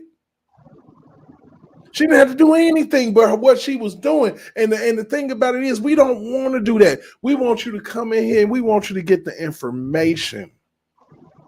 It's all about the information. Now, we have our opinions, but trust me, our opinions are rooted in research. This is what we do. This is what we do outside of going to work every day, dealing with the relationships with the people that we have to deal with outside of this laptop or this phone or whatever it is that we're dealing with in order to try to get the truth out. And truth be told, like I said, my platform is definitely a little bit different. It's definitely about R. Kelly because that's where I started, and we will never stop talking about that. But when I noticed that Donald Trump was in the same position, and trust me, I'm catching it from both ends.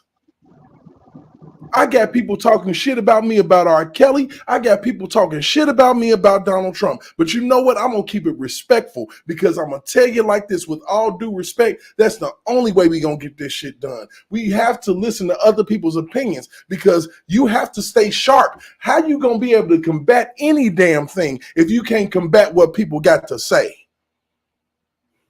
How? That's lazy. It's the laziest shit on the planet. So you can sit up there and you can believe what you want to believe. You can believe that Big Vi is a part of Old Cove. You can believe he's fucking Santa Claus. But the only thing that really matters is when he get on his lives, he come correct every single time. And I ain't even got to advocate this hard for this man because the proof is in the pudding. But I choose to because this is my guy. And it's literally kind of offensive to me when I know the truth for somebody, oh, tell the truth. So now you fucking with him.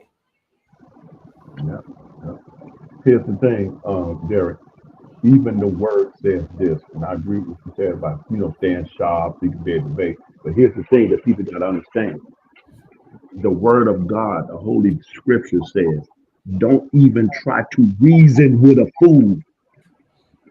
Nah, because what's going to happen, you might think they a fool, but then they'll open up their mouth and remove all doubt. Right.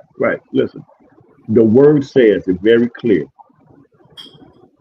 Don't try to reason with a fool because a fool has said in their heart, meaning in their soul, what a belief system is. A fool has said in their heart that there is no God. And truth be told, Audra, I really want to talk to you personally. That's why I have not blocked you. We need to talk. And I'm going to figure out a way to get that information over to you so we can have a conversation, because this shit has got to fucking stop.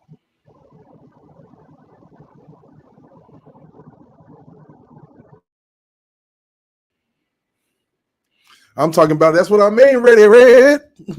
Shit. I get that shit from both ends, man. I'm catching hell out here. Oh, you support R. Kelly?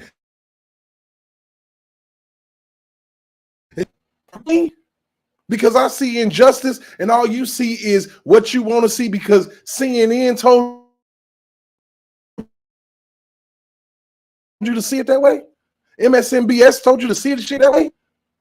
CBS told you to see the shit that way. The View, the same motherfuckers that said our sex tapes and shit, and they saw them. Why ain't they locked up? I think we lost.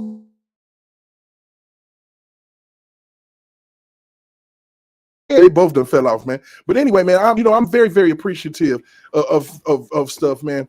And Ready Red, look, personal shout out to you, sweetheart, because I feel like if my shit good enough to share, I must be kicking ass out here in these streets. Like I said, I never really, and they'll tell you, Lex, no, he been on lives with me, and J-Rock Band, they've been pushing me for years to do this shit. And it wasn't that I was afraid of the comments, because I don't give a damn what nobody got to say. I was afraid of me, because I'm afraid of what the fuck I got to say. And you're not finna come to me talking crazy, but I'm trying to use a little bit of decorum, and I'm trying to be better. I'm already foul mouthed, and I recognize that I need to work on that, especially as my channel grows. But for now, fuck with me and find out. That's all I got to say. And that ain't even like I'm gonna do nothing to you, but I ain't got to deal with the shit. You can just be a spectator. And that's just a fact. And if you don't like what I got to say, change the channel. That's it. Your opinion don't mean. Do you comment when you see some shit on CNN you don't like? No, you can't. You can't. You just eat it and take it, because they get paid to get on TV and tell you the same shit in Indianapolis that they tell you in California, Detroit, and in St. Louis, and everybody believing the bullshit. So at the end of the day, man, we just need to go ahead and use that decorum, man, and make sure that we got something great going on here. We got Big Vi over there doing his thing, man. He calls me to do my thing, and I've expanded this thing to let everybody see the injustice that's popping off all around us. Let's embrace that, and let's get together and make this shit work. Let's start this movement. Let's go to other people's pages that's talking about the same shit and like them, and bring them all in, and we all be one big happy fucking family, thinking the same way. That's why I sent a shout out to CJ Jones and played his video that Muse put out there, because it was phenomenal to me to see somebody feel that way. That is a phenomenal thing. And I'm going to do it like this real quick for those who are in here, and I want to see my chat ring. If you think Jennifer Bonjean did an excellent job, run me some thumbs up, and I need to see everybody that's watching right now thumbs up my chat, because I need to see you watching me. I need to know so I can shout you out and show some love. And shout out to Shankita Bonner for coming up in here. I appreciate you. Good to see you. Much love, baby. Make sure that you come back 1,000 times.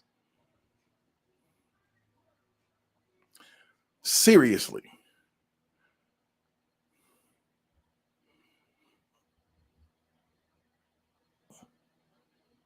You know what? And I know he don't mind. You know what? Because it's about awareness. Courtney Love, what's up? How you doing?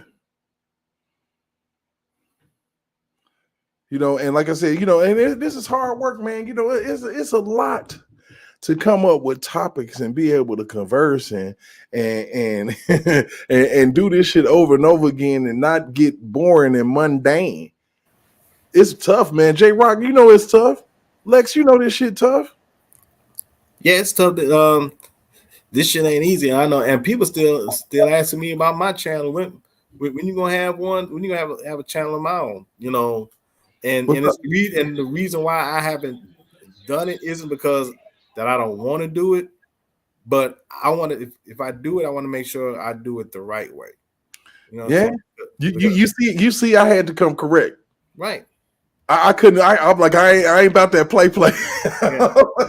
I'm like it's got to be a production. It gotta grab people, and it's crazy because the good Lord blessed me a long time ago with that theme song from my brother-in-law Pug and his boy Joey Zah, and I'm a jack of all trades, so I know how to do studio work. So they trusted me to mix that thing down, you know, and the breakdowns and the stopping of the beat and everything. That's all your boy. It's all me. And I'm telling you, the shit is insane, you know. And I'm gonna give y'all a little treat here in a minute because I promise you, man, I be wanting to let y'all know exactly who your boy is and who I've been over the years, man. And I was literally inspired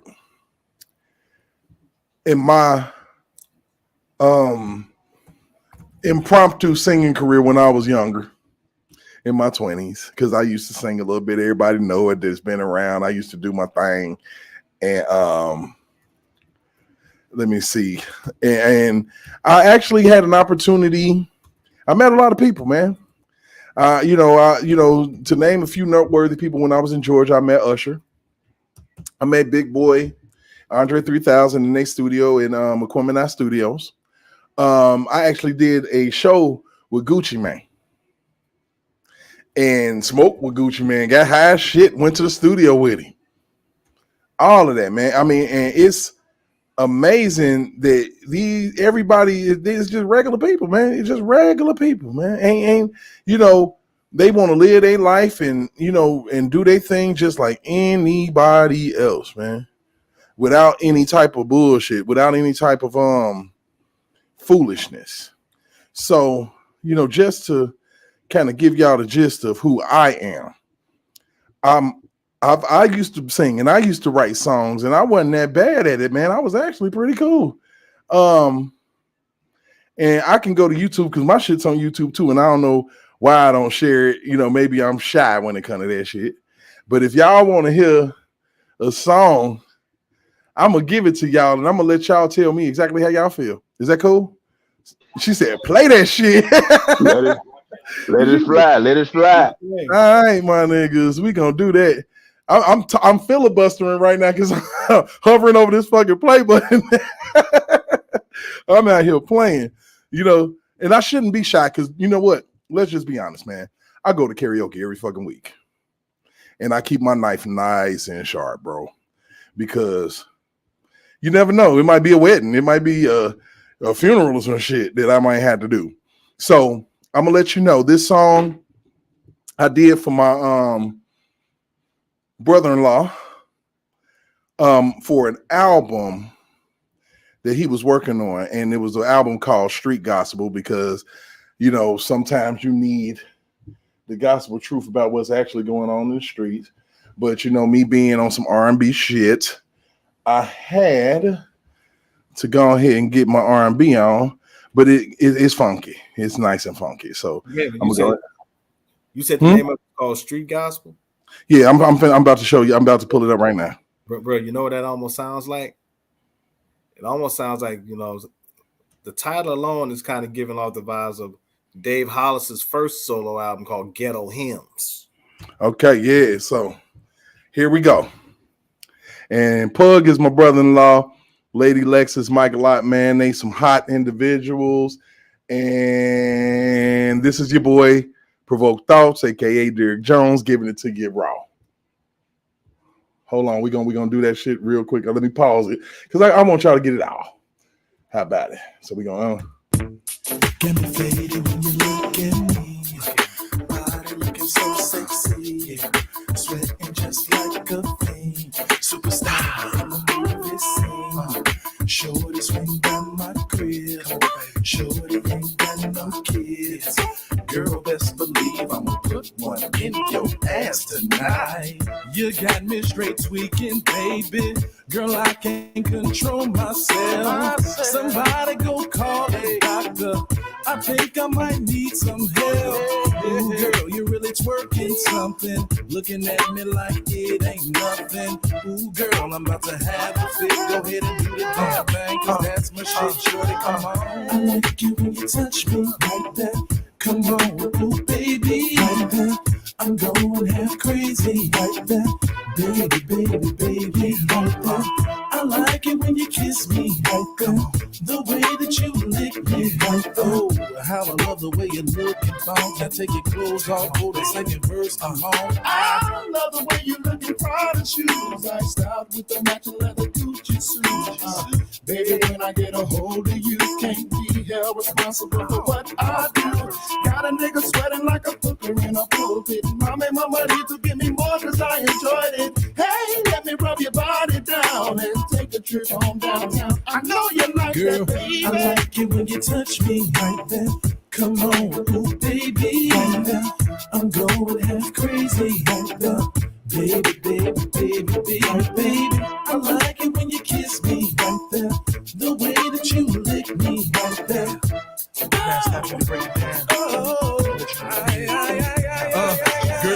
Girl, I love the way you look at me like a blind man with his only chance to see. Got a grown man dying just to get a peek. Make love, neither one of us can hardly speak. Caramel coated girl, and you're crazy hot. Girl, I love the way you touch me in my favorite spot. Baby girl, do the damn thing, I don't care. Just touch me right there, girl, touch me right there. Touch me right there, baby, touch me. I love it when you touch me. Come on and touch me, baby. You know I like it when you touch me, especially when it's right there. Ooh, girl, I like the way you touch me. Show love the way that you kiss me. Oh, I love the way that you freak me. Ooh, I love the way you speak to me. Girl, I really love the way you do the damn thing. Keep it up, girl, I'ma buy you a ring. Girl, I really love it. Girl, ain't nothing above it. Girl, I really like the way you touch me right there. all right. Yeah. All right. Yeah. Yeah, Bill. That sound like some Black Street Teddy Ryder type little lick there, man. Yeah, that was hot there. Hey, you know what? I heard you get that little harder like that. Hey, that was pre-cigarettes and weed, and hey, you know what? But still, you know that honestly, I was literally inspired by R. Kelly. Midwest style. You can hear the Midwest style in that. You know what I'm saying? And let me tell you, because this almost sounds like something that Dave might have done too. Yeah. You know, so that was a feature. What that did, that spawned. And I ended up creating an album. You know, like I said, I'll be trying to do my thing, man. And you know, it ain't over. I might have a gray beard, but I still go out there with my gray bearded ass and sing a song, fuck everybody up. I go to karaoke and slay. It's just the way that it is, man. You know, I love to have fun. I love to live life, man. You know, and what's really crazy, the reason why I wanted to present that to you, because out of nowhere, man, my old producer reached out to me, right? And he asked me for permission to have another person sing one of my songs. And he spun a beat, and this boy tore my song up, man, and I was so proud. You know, you don't be jealous. You be like, damn, you know what I'm saying? Because as a writer, like R. Kelly sang his songs prior to giving it to a person just so they can have that style. And he did not deviate, but he added so much to it. I was like, good Lord, I didn't even know. Why didn't I even think to do that? Why didn't I even think to do some of the things that he did? So, that's that iron sharpens iron and not being a hater, So, I just wanted to give y'all that, man, because, I've been threatening to and I never did. And I got more, I'm going to download some shit from SoundCloud and I'll bring y'all some other shit because, I got a song colder than that called Let's Make Love. And that song was recorded by 88 Keys, a producer and an A&R from Def Jam. Okay. And I'm talking about perfect song. Like, I didn't even know I could sing that goddamn good. But when you got somebody that knows the game and say, put this ooh here and put this ah there and, and just say this and I'm going to go ahead and move it there and all that. And then it turns into this big production and you're like, well, what the hell? And it took me 24 hours in the studio to sing that song. No sleep. One song. Then they had to mix it. Then they had to master it. And you got to think about it. Most of your artists do hundreds upon hundreds of songs for one album. What the fuck make you think that somebody got time to be abusing and molesting and acting the damn fool when they standing on business? Which is exactly the point that I've always been saying. And it's people like Gerald Griggs, Mr. Change the narrative around this individual as to how in the hell can you say that this man's 30-year career has been a front? Because you're basically saying R. Kelly is Milli Vanilli. That's pretty absolutely. much Say, girl, it's true. Girl. Man, don't make me do it. Yeah, so my question is, how can you say that this man is Milli Vanilli when you got some of the legends knocking at this man's door? Mm-hmm. And is literally breathing new life into these legends. That's what I said when Niecy Mo and I asked Niecy Mo this question and she pretty much answered. I said, if Marvin Gaye hadn't have died in 84, let's say Marvin would have lived around 94, when R. Kelly was really starting to get his stride. I believe before Marvin would have reached out to R. Kelly would have reached out to Marvin Gaye. Look here, bro. Let me tell you something about that there. I feel like, and on that note, R. Kelly was so cold with it that he could have gave Marvin Gaye Love Land or the Love Land the song. Yeah. Because it sounds like Marvin Gaye. Yeah. Yeah. And and on the Happy People You Save Me album, If I Could Make the World Dance. Oh yeah. He said it. He said Marvin Gaye inspired me to write that one. Of course. I'm trying to see if I can get this up for y'all to hear. And I have to actually just share the tab for y'all to hear, right? And oh my God, don't even go into Planet. My God. That's Inner City Blues 2020, 2021, 2022. That's Inner City Blues 2022. I'm with you when you're right, sir. So I'm gonna try to see. I want to see if y'all can hear this, because I think the last time I did this, I actually shared the page instead, the whole thing instead of the tab. So I'm gonna jump it off and do about 4 seconds. Let me know if you can hear it, okay? All right. Let me see. Did y'all hear that? Did y'all hear that? Okay. So I'm finna give you my pride and joy. Y'all ready? Chat. Y'all ready? And this ain't even all about me, but I'm just making it about me right now. I'm sorry. Y'all ready? Chat. What's going on? Y'all ready? This is my coming out part. All right. I know, J-Rock, you ready? How about Lex? You ready? All Yeah. right, let's go. Y'all hear that right? Y'all hear that just fine, right? Yeah.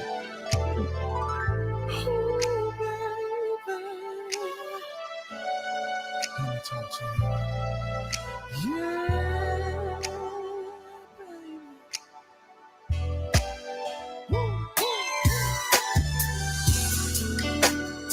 Let's make love tonight. Oh, you can do everything your body likes. Baby, we can go anywhere.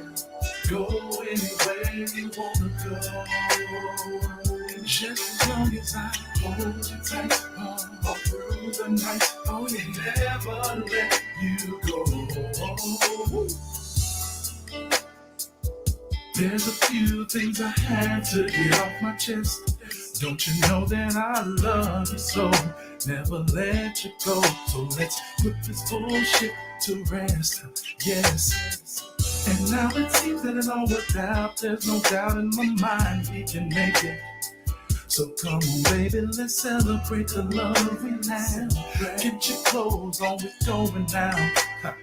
And when we get home, let's make love tonight. And baby, we can do anything I know you like. Do everything your body likes. Anything your body likes, my baby, baby, baby. Go anywhere you wanna go. Just as long as I hold you tight, through the night, never let you go. The way you make me feel inside, relationships can be a smooth or a bumpy ride. All the trials and tribulations that it puts you through. Still, I wouldn't take this ride with no one else but you. Please hear what I say is true. That I'm hopelessly romantically in love with you. There is nothing in this world that I would rather do than be laying right here next to you. So baby, can we let's make love tonight? And baby, we can do everything your body likes. And baby, we can go anywhere we wanna go. Just as long as I hold you tight all through the night. This is my homage to R. Kelly right here. It's time to make love. It's time for us to make love. Time to make that sweet. It's time for us to make sweet love. It's time for us to fight no more. It's time for just us all you and me. It's time for me to ditch my friends. Let them know I can't kick it this weekend. It's time to make love.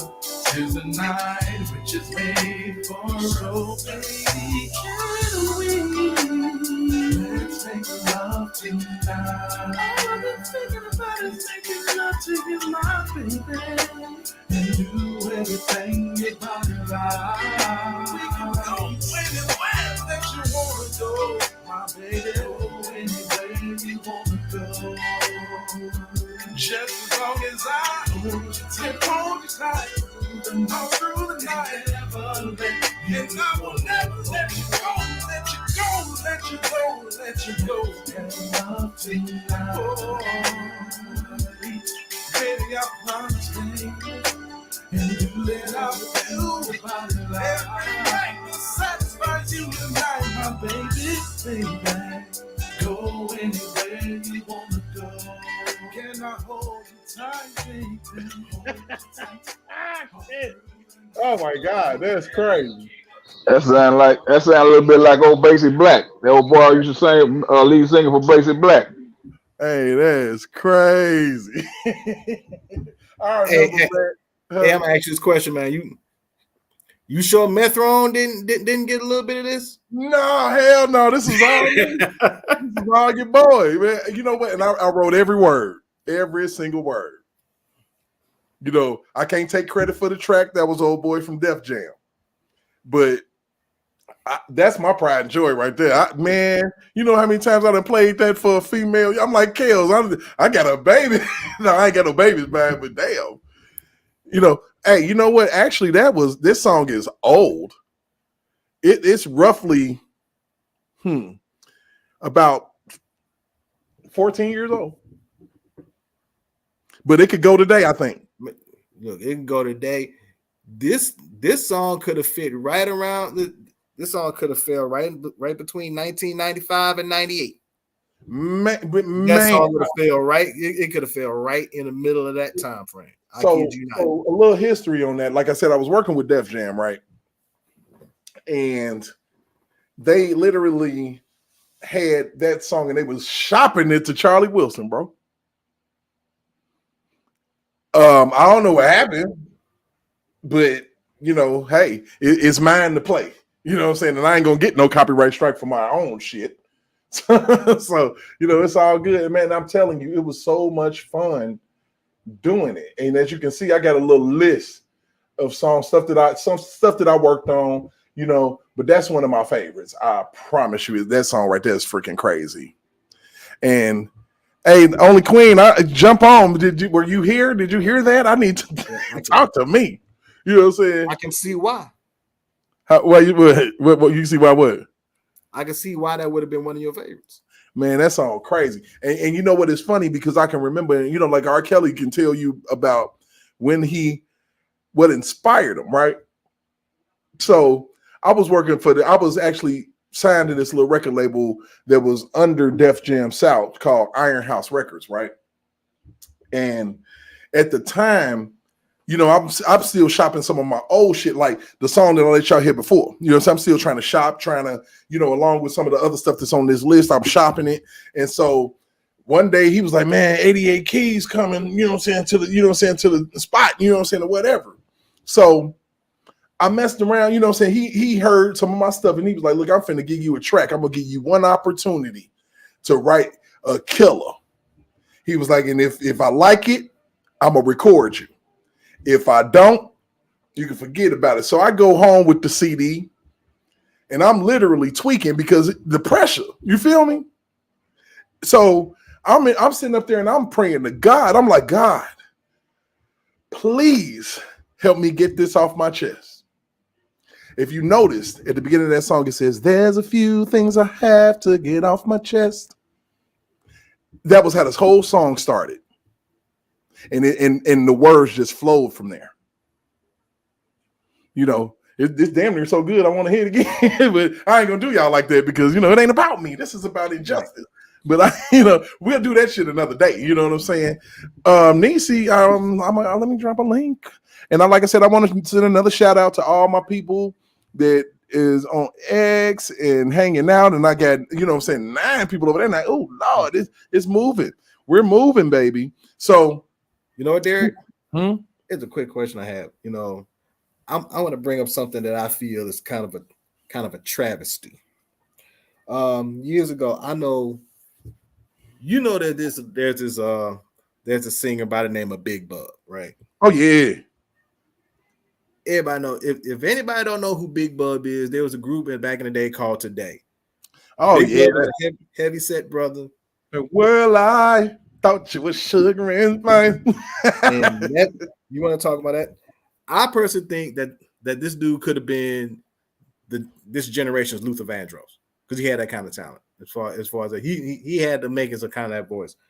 He released his first album was good, Humming Coming At You. The second album he came out with was called Timeless, and it dropped in 97. This album was so cold, let me tell you, and it got no press. This album was so cold, it had 11 I remember tracks. that album. I got it from Columbia House. I'll never forget. Tracks 3 through 10, you just let the shit ride.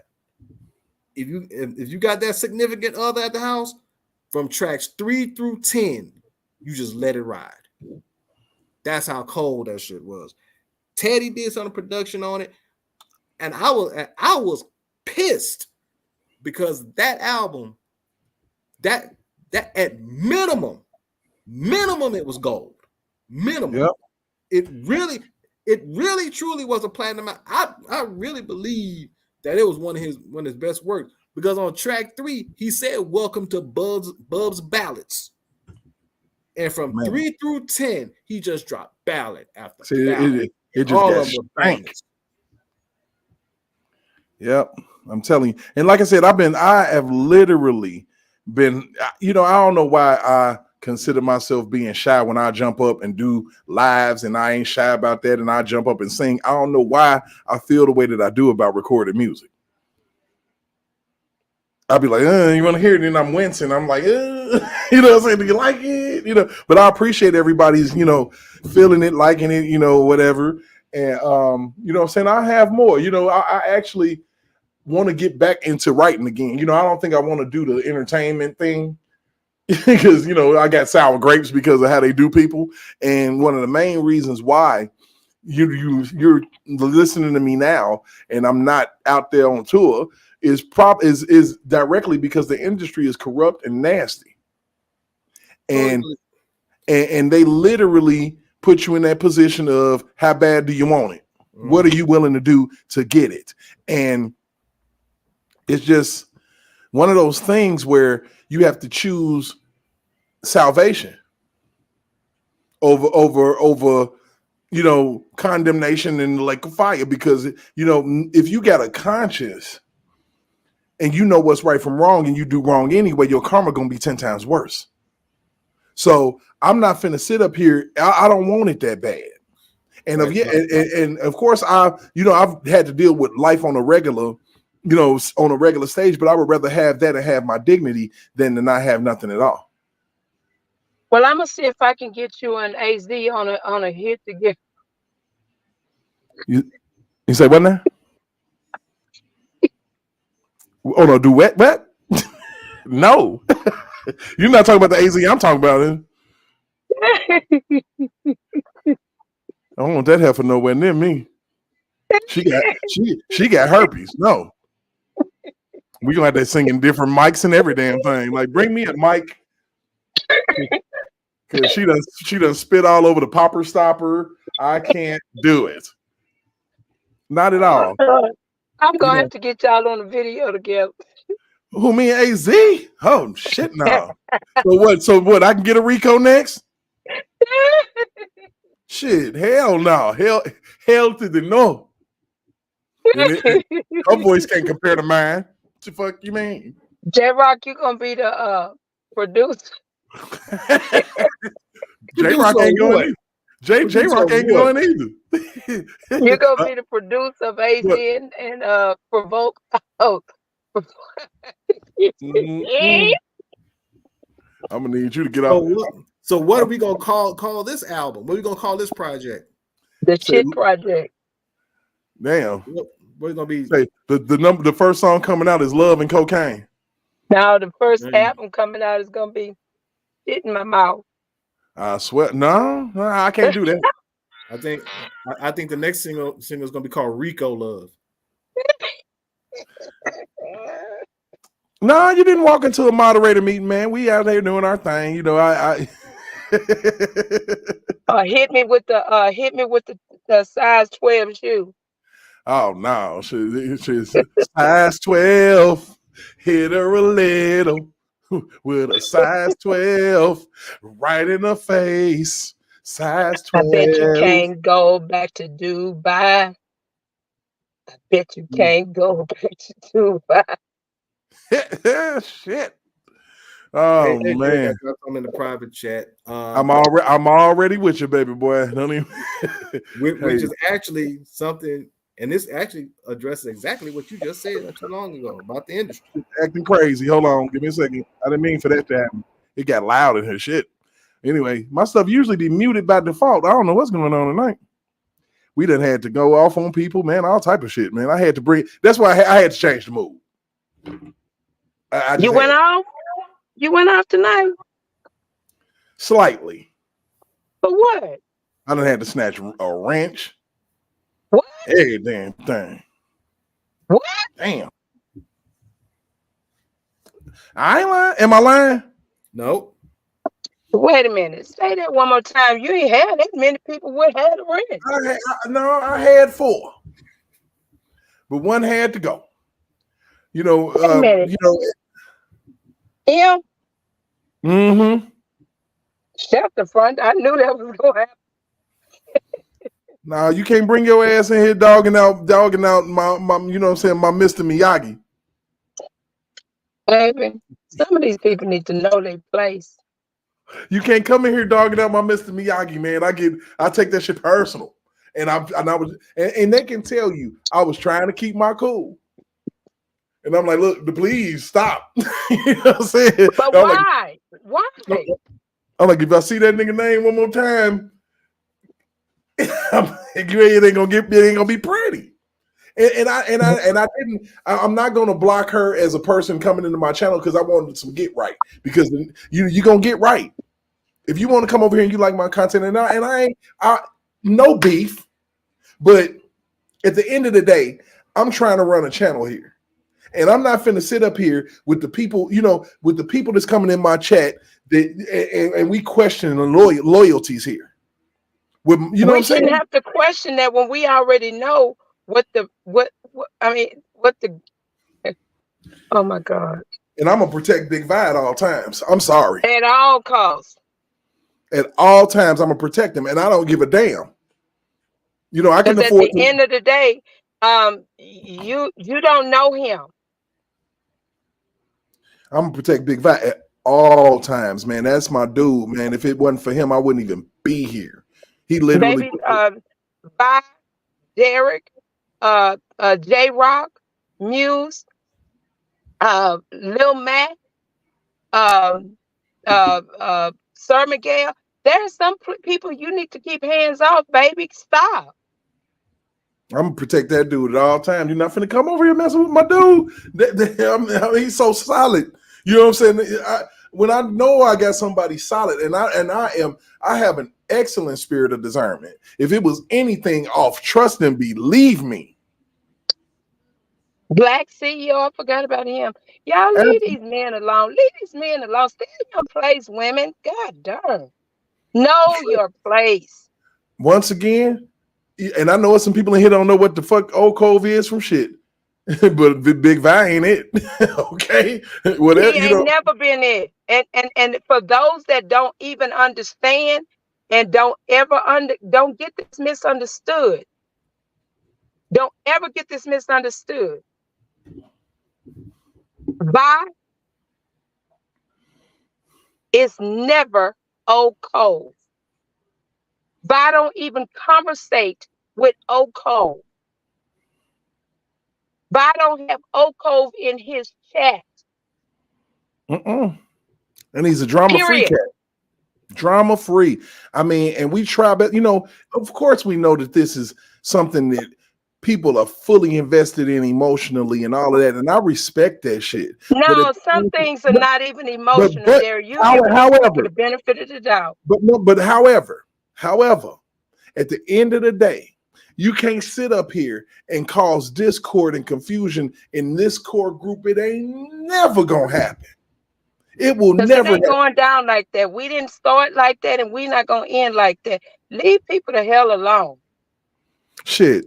And like I said, she can come back talk to me, man. But she owe me an apology for that bullshit as much as Big Vi, because I don't come for my people in my chat.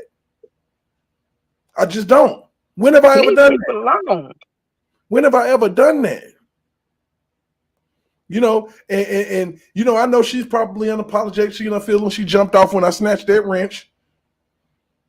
Well, go ahead and lay the laws down, Derek, because I think it's some laws that may need to be laid down. First of all, I've watched people lose control of their channels. I've watched it, and it's not gonna happen here. This is my shit. Ain't no way in the hell. I got people in place like you, like Noobs, like J Rock, Big Vi, and everybody that enhances my channel. You're not finna bring my comment section down. Not at all. And especially you sitting up there with a wrench. For those that don't know, and they think they know, and Donald Trump, for instance, since y'all thinking y'all know it all. For real, you know, it's just not going to happen. I mean, we are running a tight ship around this camp. And we're trying to get somewhere. We have a goal in place, and that goal, we're gonna reach that goal. Straight up, I'm like, me and this lady talk every day. Me and Big Vi talk every single day. And we make sure that we know what's gonna happen. We know how we gonna bring this shit. This is not, which is what I requested before you started your channel, before Vice started his channel. I requested that of every blogger that was going to be speaking on Mr. Kelly, because I felt that it was necessary. Nobody should be coming out here doing extra. and it's all about love, man. I'm not trying to exclude anybody. I'm just not. I mean, but we can't disrespect. And I'm telling you, over here, you can talk your shit and you throw your phone. You can say Big Vi ain't shit, but don't you put that shit in my section. You can feel how you want to feel. You can feel how you want to feel. You definitely can. You do know, even if you're saying it at home long enough, it's going to eventually come out. Absolutely, man. So I'm finna get into some other shit real quick. You know, I didn't hear the song. You didn't hear the song? Oh, you want to hear it again? And you want me to bring it back? I'll run it back because I didn't hear the song. I'll run it back for you, boo. You came in on the ass end. That shit crazy. You came in ass in like, I want to hear this song. And Vi in the chat talking about Derek Levert. Oh yeah. Oh, you gonna like you? Hey, you about to like this? Can you hear that? Yes. Okay.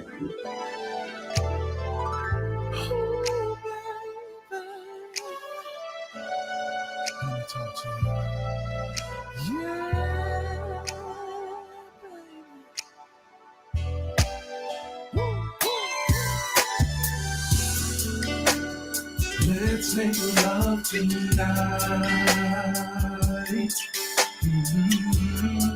Oh, you can do everything your body likes. Baby, we can go anywhere. Go anywhere you wanna go. Just as long as I hold you tight all through the night. Oh, yeah, never let you go. There's a few things I had to get off my chest. Don't you know that I love you so? Never let you go. So let's put this bullshit to rest. Yes. And now it seems that it all worked out. There's no doubt in my mind we can make it. So come on, baby, let's celebrate the love we have. Get your clothes on, we're going down. And when we get home, let's make love tonight. And baby, we can do anything I know you like. Do everything your body likes. Anything your body likes, my baby, baby. And go anywhere you wanna go. Just as long as I hold you tight through the night, never let you go. The way you make me feel inside. Relationships can be a smooth or a bumpy ride. All the trials and tribulations that it puts you through. Still, I wouldn't take this ride with no one else but you. Please hear what I'm saying is true. That I'm hopelessly, romantically in love with you. There is nothing in this world that I would rather do than be laying right here next to you. So baby, can we make love tonight? And baby, we can do everything your body likes. And baby, we can go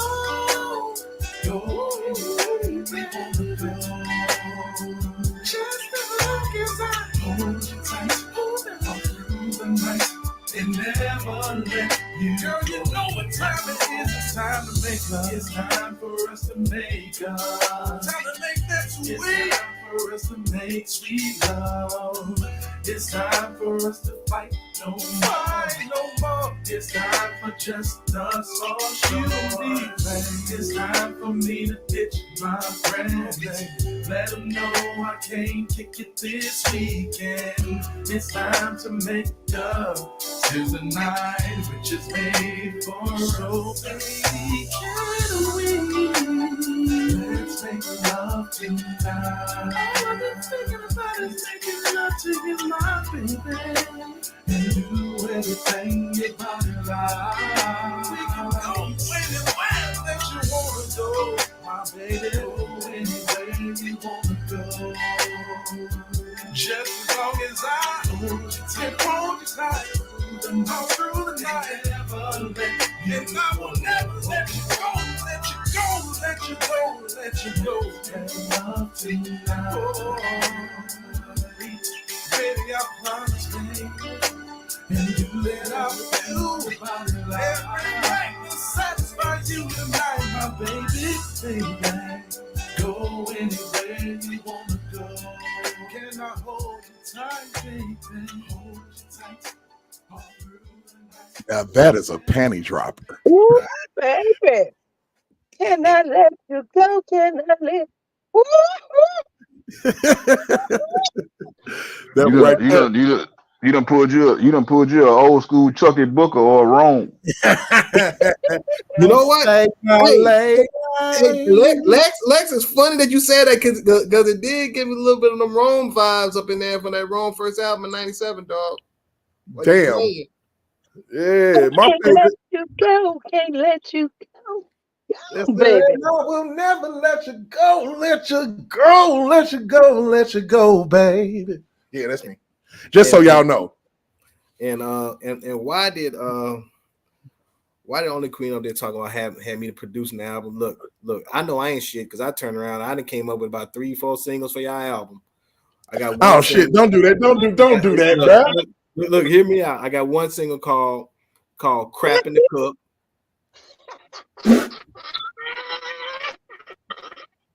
Crap in the cup, man. I'm not doing. Yep. Look, please don't put me in. Hold it. It gets better. It gets better. Another single called "My Mama Wishes She Was Me." Shit. Why are you, baby?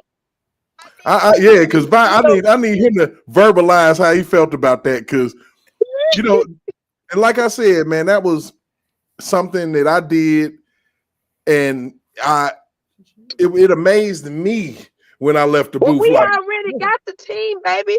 You don't need to judge. You don't need to explain. Go and give us the last hit. What's the last hit? I got another one called "State Line Booty Call." Fuck.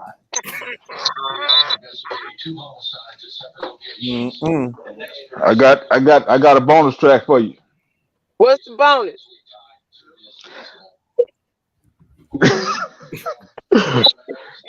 Is you texting me or my mama?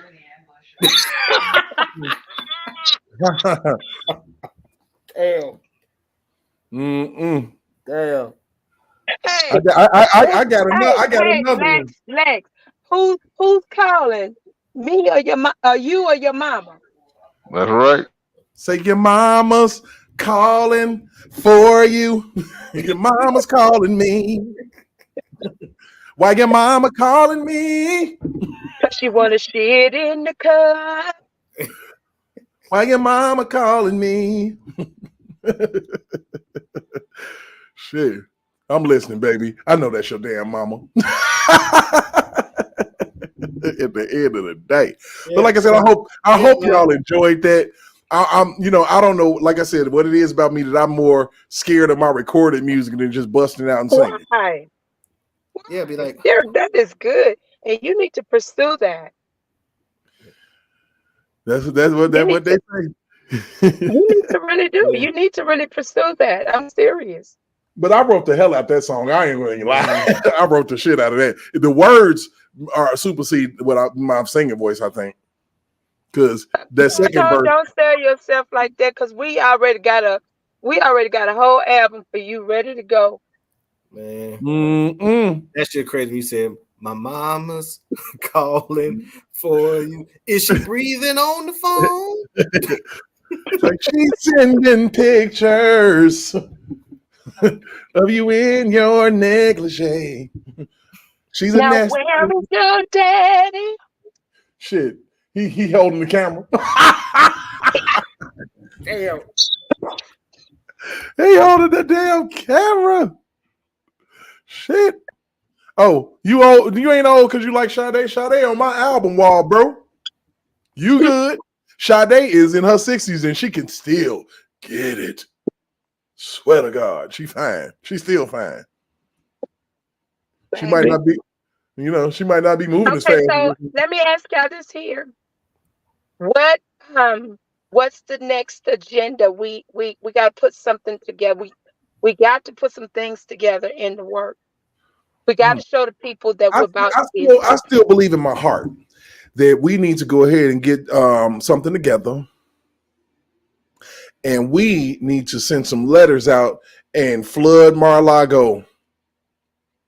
Okay, we need to flood Mar-a-Lago, but I'm gonna tell y'all this here. What we got to do. We've got to start. I've already started. I started way before the New York. Well, no, that was right after the New York trial. We got to start sending letters to the Supreme Court. Absolutely. That's important. We got to get these letters sent to the Supreme Court. Mm-hmm. Absolutely. And everybody that's in the chat, I'm going to ask each of you that is a Kell supporter. You don't have to use my verbiage, but some way or another, it's imperative that we keep flooding every page, everywhere we go. The law broke the law to get a conviction. Yes, yes. And they keep on doing it. And they keep on doing it. And if you feel that the law did not break the law to get a conviction, I'm going to ask you to keep breathing, because between now and possibly tomorrow, you're going to say the law broke the law to get a conviction, because you're going to find a family member, friend, or someone you know close going to go through the same pain.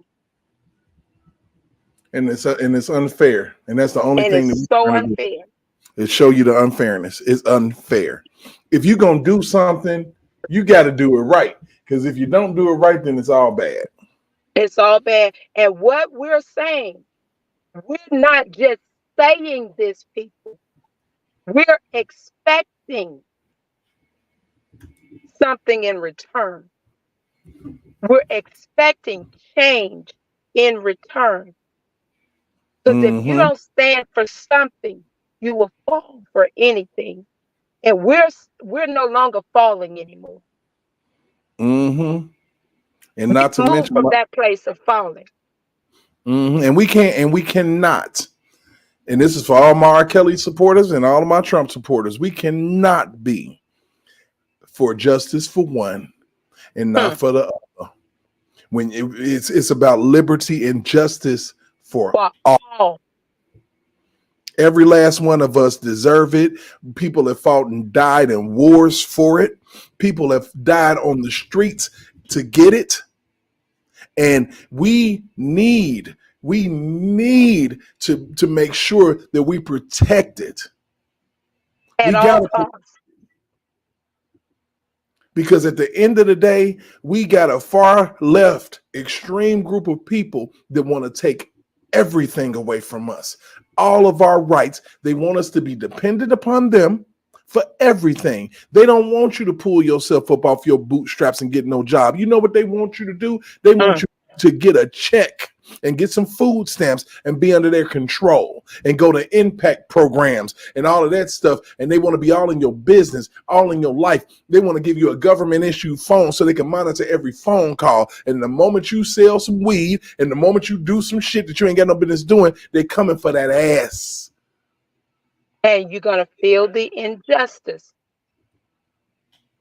So all this lazy shit and this lazy thought processes, and I'm not saying it for anybody, because I feel like that if you are in here, you are one of my provoked thinkers, and I appreciate that shit.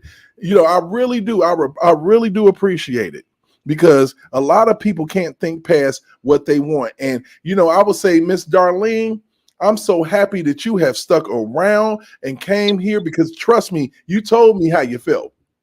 And I can, with all due respect, I respect it. But you wasn't disrespectful to me or anybody about how you felt. And you came in here and you've been in here. And I appreciate it. And I ain't got nothing but love for you. And hopefully hopefully I can change your mind about a little bit of that shit.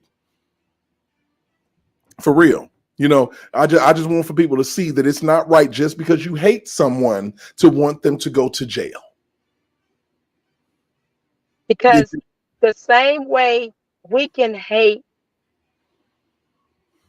someone and want them to go to jail, you may know somebody, or that somebody may know somebody that know you, or may not even know you, but because of how they feel about that person, you know, they want y'all in jail just because. And what people don't understand, jail is not what it's meant to be for. It's not. It's supposed to be rehabilitation. That's not what they're doing. They're taking us all the way back. And the ultimate goal is to take our men's rights away. Yep, that is the goal. That's the play. It is the play. And she ain't never lied. So just so y'all know, I got merch, baby. I got a little merch, some shit that y'all can come and get. I got some shirts, man. Let's get it. Let's get it. We got a couple, we got some shirts here that we can go ahead and get to you. Of course, you can see it here. We got injustice anywhere is a threat to justice everywhere. I can tell you that it's true, and I put that together for y'all. We actually got a I Love R. Kelly, I Love Lucy style shirt for those who want it. If you a man and you ain't afraid to put a heart on your chest, you got one in your body, so why not? And you know you love Kale. Stop bullshitting. So go ahead and you can grab one of those. We got one. We got the shirts for my man Trump. Got truthful, reasonable, unapologetic, magnificent. You see that? I just want you to see it. Magnificent president. Okay. All right. So we're gonna make sure that we get our point across. We also got the Provoked Thoughts t-shirt. We have, if you like my channel and you want to be down, then of course go ahead and get the Provoked Thoughts t-shirt. We got it in multiple colors. You can go ahead and check it out. I'm gonna go ahead and put this in the chat for everybody, so you can go check it out and grab a shirt. Represent, man. And we will have more. If you really want to like what you see, like what you hear, make sure that you contribute to the channel as well, because I promise you I'm going to use it for the good. We're going to have great cameras. We're going to do street interviews this summer, and we're going to find out exactly where people stand. It's going to be fun, because I'm stupid, and I'm going to have some fun with the shit, debunking people's bullshit, talking about infrastructures, and that's why they voting for Biden. The shit don't make no sense. I'm like, yeah, people are like, oh, the infrastructure's great. Like, man, shoot yourself. shoot yourself. Shoot yourself, because infrastructure great and Biden falling. I'm talking about dude said it in the car, right? And the good Lord put a pothole right there by my car. Boom. I'm like, oh, so your infrastructure shit. Are you sure? Really? Like, yeah, I'm like, are you sure? Yeah, exactly. I mean, so if you want to show some love to my channel, you got Cash App, Provoke Thoughts Live. You know, any little bit helps. You know what I'm saying? So, you know, we can keep it moving. We can get content. We might have to go to Pacer and get some documents so we can read them to y'all. And I'm begging everybody that come over here, please come with love and respect. If you can't do that, then I just stay where you are. I mean, we still love you regardless. but just come with love and respect. And one thing for sure, and two things for certain, I can assure you guys, you're gonna get, as T. Stevens say, you're gonna get some of this chaos.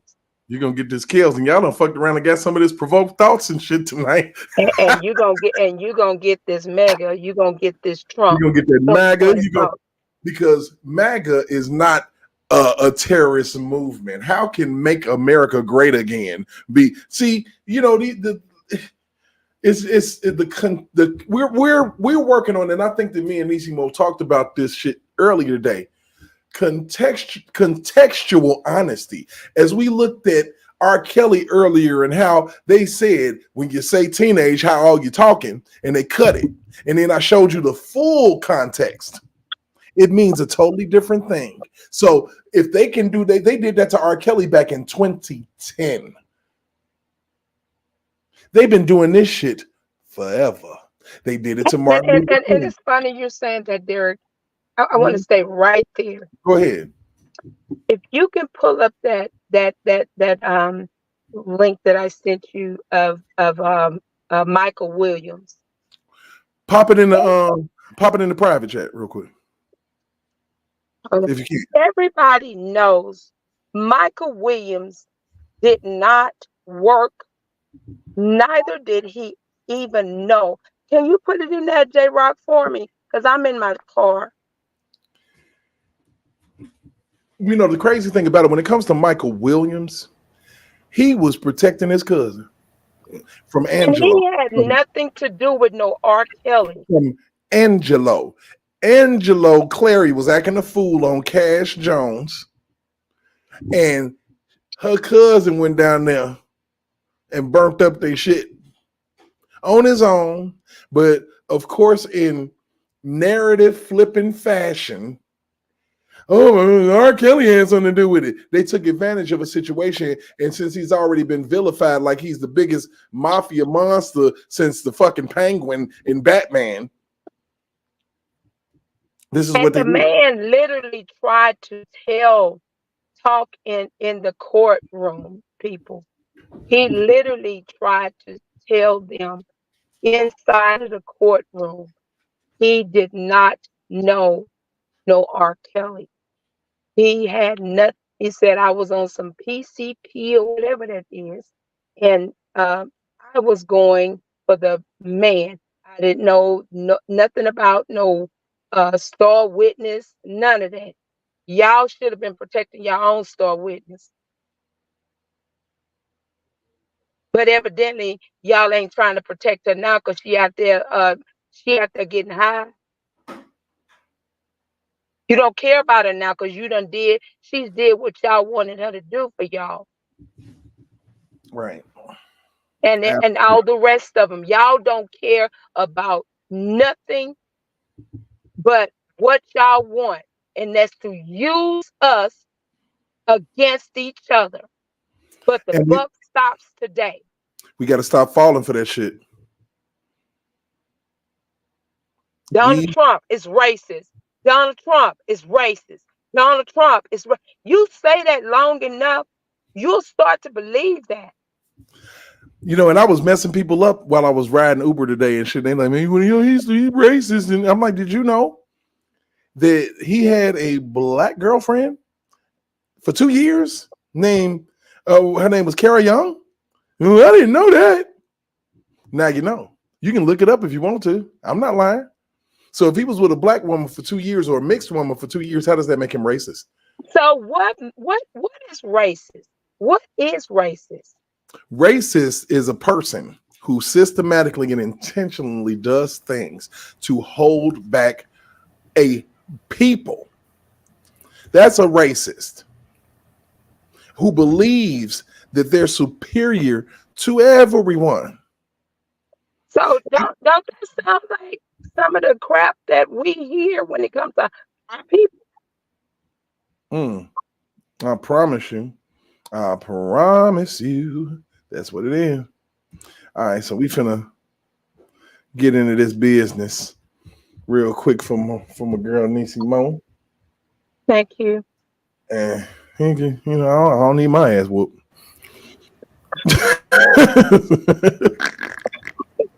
All right, Derek, I got some other private chat just put in. So Okay, no problem. No problem. I got it. It's up. So we're gonna go ahead and get to it, and we're gonna maximize, and we're gonna press play. You could stream. Okay, we gotta wait. Damn ads. Tonight, we have new information about an arson case in Central Florida with ties to embattled singer R. Kelly. An associate of the musician has just pleaded guilty to setting a car on fire. So the crime happened near Kissimmee, outside the home of the singer's ex-girlfriend. What is an associate? Stop it, bye. I'm sitting by. Derek, this wait. No, Derek, this Derek. This is I Provoked see. I Thought. meant to say Derek. Derek. Okay. Yeah, I'm on it. I got you. I had to stop. So go ahead. You thinking what I'm thinking? I'm sure. Yes, go ahead on. I need you to. You go there. This is you. I wanted you to when she said what she said in the beginning. What is an associate? What is that? I mean, you sit here. This man don't know this man, but y'all putting him with this man because this is the narrative that the news handles want you to bring. Channel 6, whoever you affiliated with,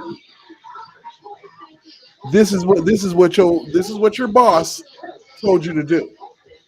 So you're parroting BS. Again, where's the phone records? Where's the texts? Where's any kind of mail stating that he knows this guy? Where is that at? It's all speculation. The whole thing has been speculation. So They let's go. woke up in the morning and they just put it in their head that this man worked for R. Kelly. You damn right. That's crazy. Craziness. So yeah, let's go ahead and keep it moving. Let's do it. Mike DeForest broke this story on clickorlando.com. So Mike, is R. Kelly involved in this crime? Well, there is no indication in court records that the singer had anything to do with the car fire, and R. Kelly is not facing any charges You damn right he not. Make it make sense. related to the arson. But one of the singer's associates, Michael Williams, I hate that fucking word. How is he his associate if he? No, the question is, where is the paycheck? Right. And this is all while R. Kelly's locked up and destitute and pretty much what do they call it when you don't have money in jail? Is it indigent? Indigent. Mm-hmm. Okay, yeah, that's the word, indigent. Yeah, so he couldn't pay. He could at that point he couldn't buy a crippled crab a crutch. Okay. Okay. I'm gonna use a hypothetical for the people that may feel that the dude worked for R. Kelly. Okay. What business does R. Kelly have other than being an artist, a musical genius, a musical entertainer? Who does R. Kelly work for? Sony. Why you didn't say Sony's associate?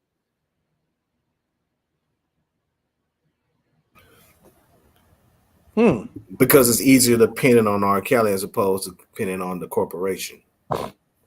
Again, this is where we got to go with this, y'all. We got to keep putting it back where it belongs. What they wanted to do is when they charged him with that RICO, you remember how Michael Avenatti was talking about co-conspirator this and co-conspirator that and his entourage and the R. Kelly camp, basically prepping people for him being charged with a RICO, but at the end of the day, you never produced the people. And Derek, I thought, you know what? I didn't think of it. My husband thought of it last night, well, this morning rather. He said, when that man was speaking, Michael Avenatti we thought he had done left Donald Trump and moved on to R. Kelly. He said, no, that man never left Donald Trump. He was trying to connect R. Kelly with Donald Trump. And that's how I connected it. He left too many loose ends. Shit. He was literally trying to connect them. Like I said, this was he Tucker Carlson said it best when he called Michael Avenatti the creepy porn lawyer. How is it that you get all the pornography? Porn stars and all. And how is it that CNN can watch porn and it's not illegal? Child porn at that. Child porn.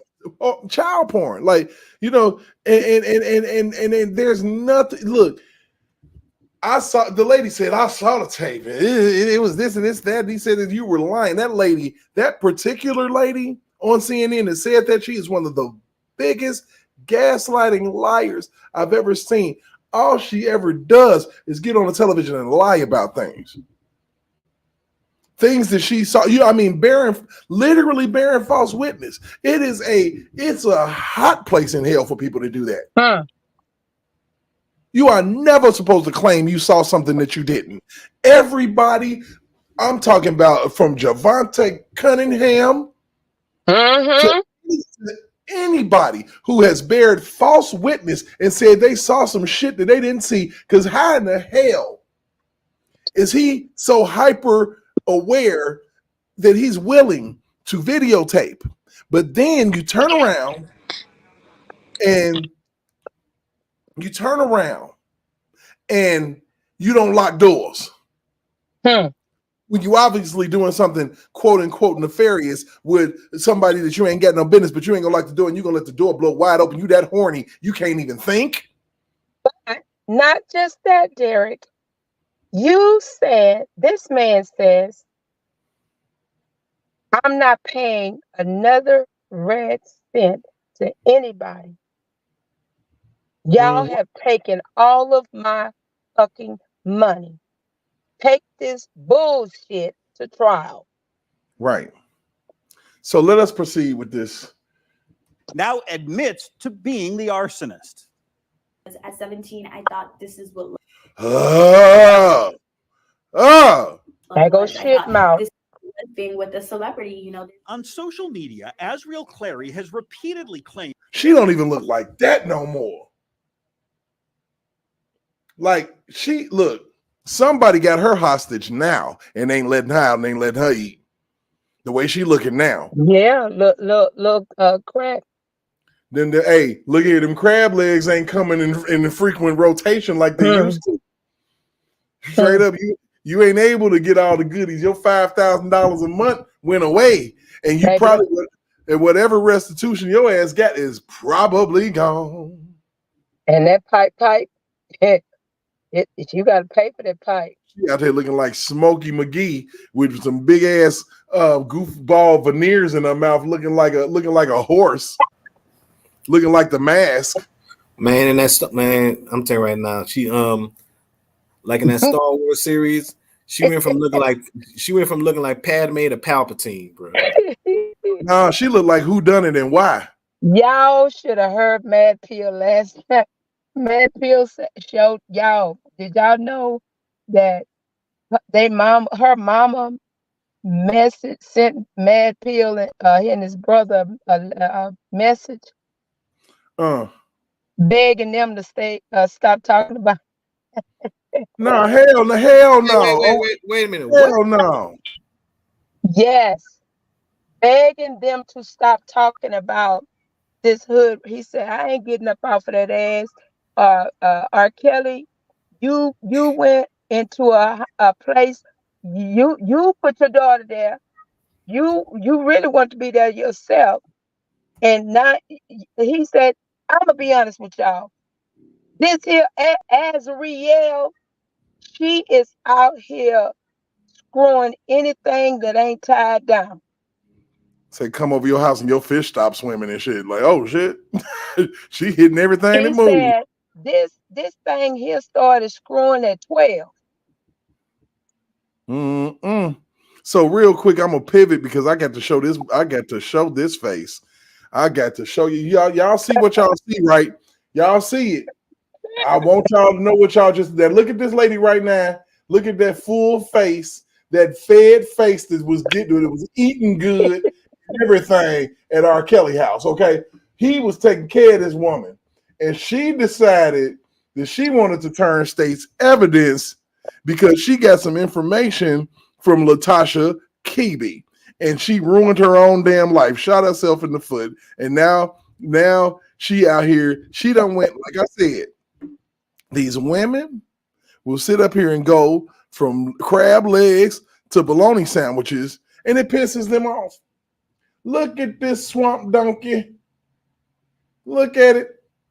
Before Kales, after Kales, good Lord. But wait, there's more. Bam! Look at that shit. I wish I could maximize that. How can I get this bigger? Okay, we just gonna fit it. Look, this shit crazy. She looks like oh my God. Look if you can see that. I don't know what type of device you get, but you can go to my community wall and take a look at this. This woman got bags all under her eyes like she losing sleep on a regular basis. She look at them teethuses that she done went and bought cheap from over there in Dubai. Cheap teeth. This lady looked like hell on wheels. Like who shot John? Like it's crazy. And you know what? To be honest, I feel bad for the girl because she's so impressionable and so easily duped that she allowed for her parents to pull her back in to they jacked up situation when she was living good, eating good, and could have continued to do so. But she didn't go back to Dubai, Derek. You can hang that up. She wanted in Dubai. Okay. But where she get them teeth is from? Mexico. Because them teeth is. Those are not veneers. She got her some teeth. Hey J-Rob, them somebody's dog teeth. Them teeth, boy. I'm telling you, she looked like Stanley Ipkiss from the with the mask going. Damn, really? Say my name is Cuban Meat. I'm the king of the rumba beat. That's her. That's her. Look at this shit. Look at them teeth. It's crazy. It's crazy. Look at that. Where them teeth come from? And then you look at like she is not getting no sleep because all she hearing in her head is R. Kelly songs and shit. You know what I'm saying? Her telltale heart is snitching on her. And look, them titties is terrible right now because her body ain't matching them. What's his name did say she got a whole body redone. Oh my God. She done used that money to get her whole body redone. And look, I'm still waiting on the album. I'm still waiting on the album that your daddy said that y'all was recording. Obviously, you didn't have a good producer because you locked up the best one, you dummy. They thinking they finna get Drake. She probably got a food stamp card now.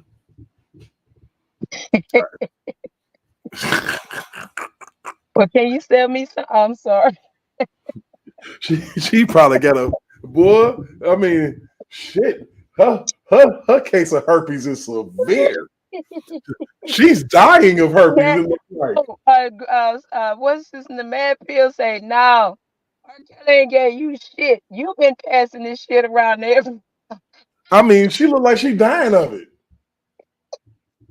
Like this shit crazy. Like what the hell is going on? Mad pill say R. Kelly ain't gave you shit. You've been passing this shit around. You gave that man this shit. So now. In that order. I mean, he's not lying. Shit. I mean, boy, buddy. And what's crazy is this is, you know how they say that the devil gets unmasked and reveals his demon face. Boy, if this ain't that, I don't know what is. And you say this on Mad Pill last night? Yeah, And I love Mad Pill, and baby, he was on it last night, y'all. And I was kept pushing him, and he kept going on. I kind of know them cats a little bit, like, you know what I'm saying, from the G and all of that. He From being said, "I'm around. sorry, y'all ain't finna take my man down like that and think I'm finna ride with y'all ass. Y'all on some dumb shit." He talking about Jay-Z hit this shit. I don't give a shit what y'all say. Jay-Z done hit this shit. She's like, they sit up here and told her ass, I He got the say, perfect. Dame Dash, stop lying. You know you done hit this shit. You nasty. Mm-mm. He said, anything Rob had, y'all done went behind him and got it.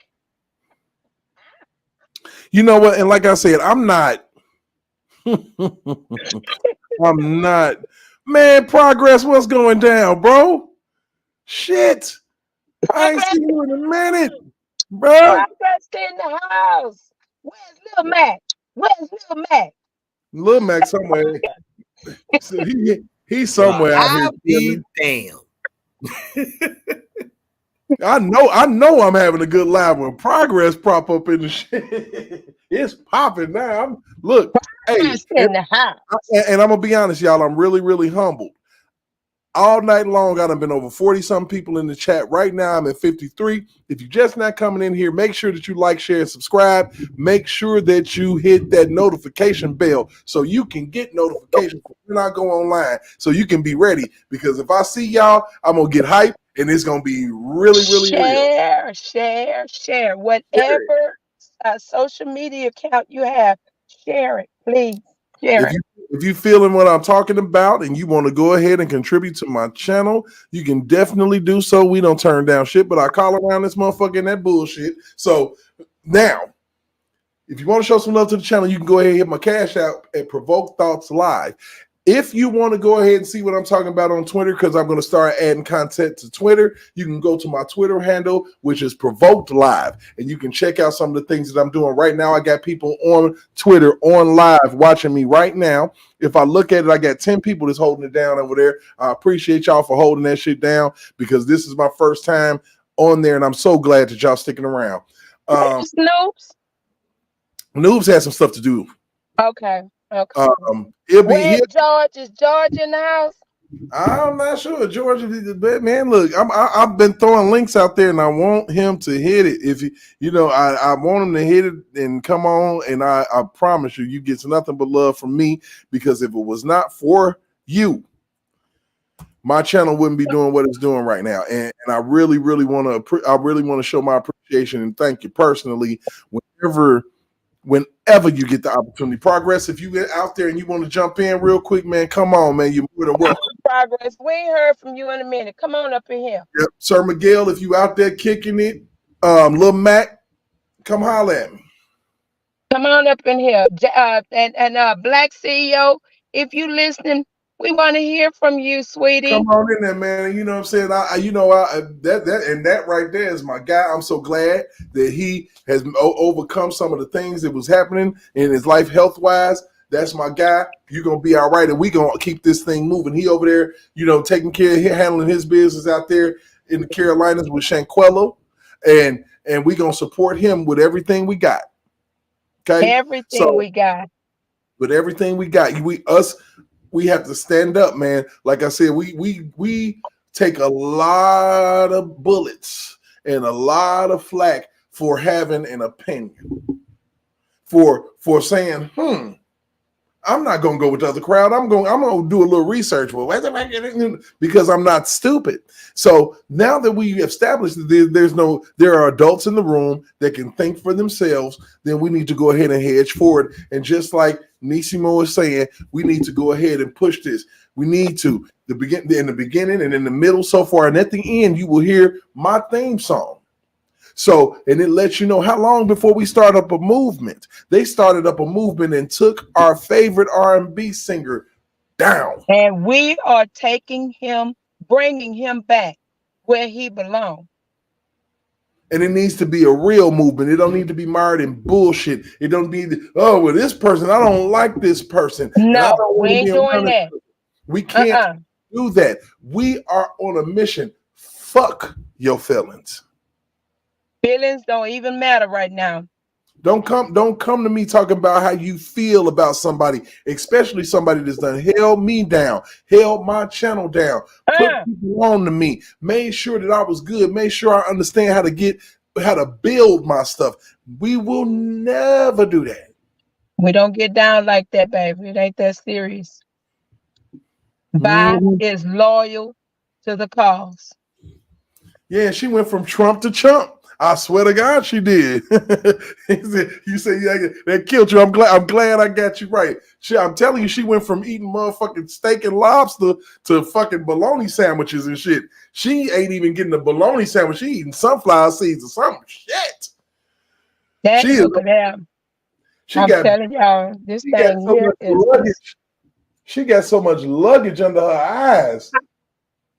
She looked like she's 40. J-Rock. Is she related to old Pookie? Them arms, look at her arms. Is she related?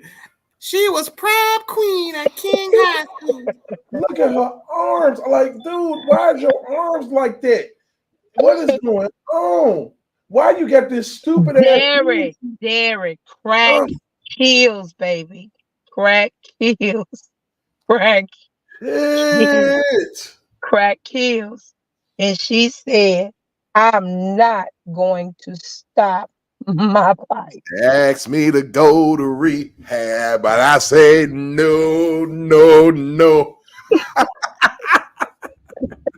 Good Lord.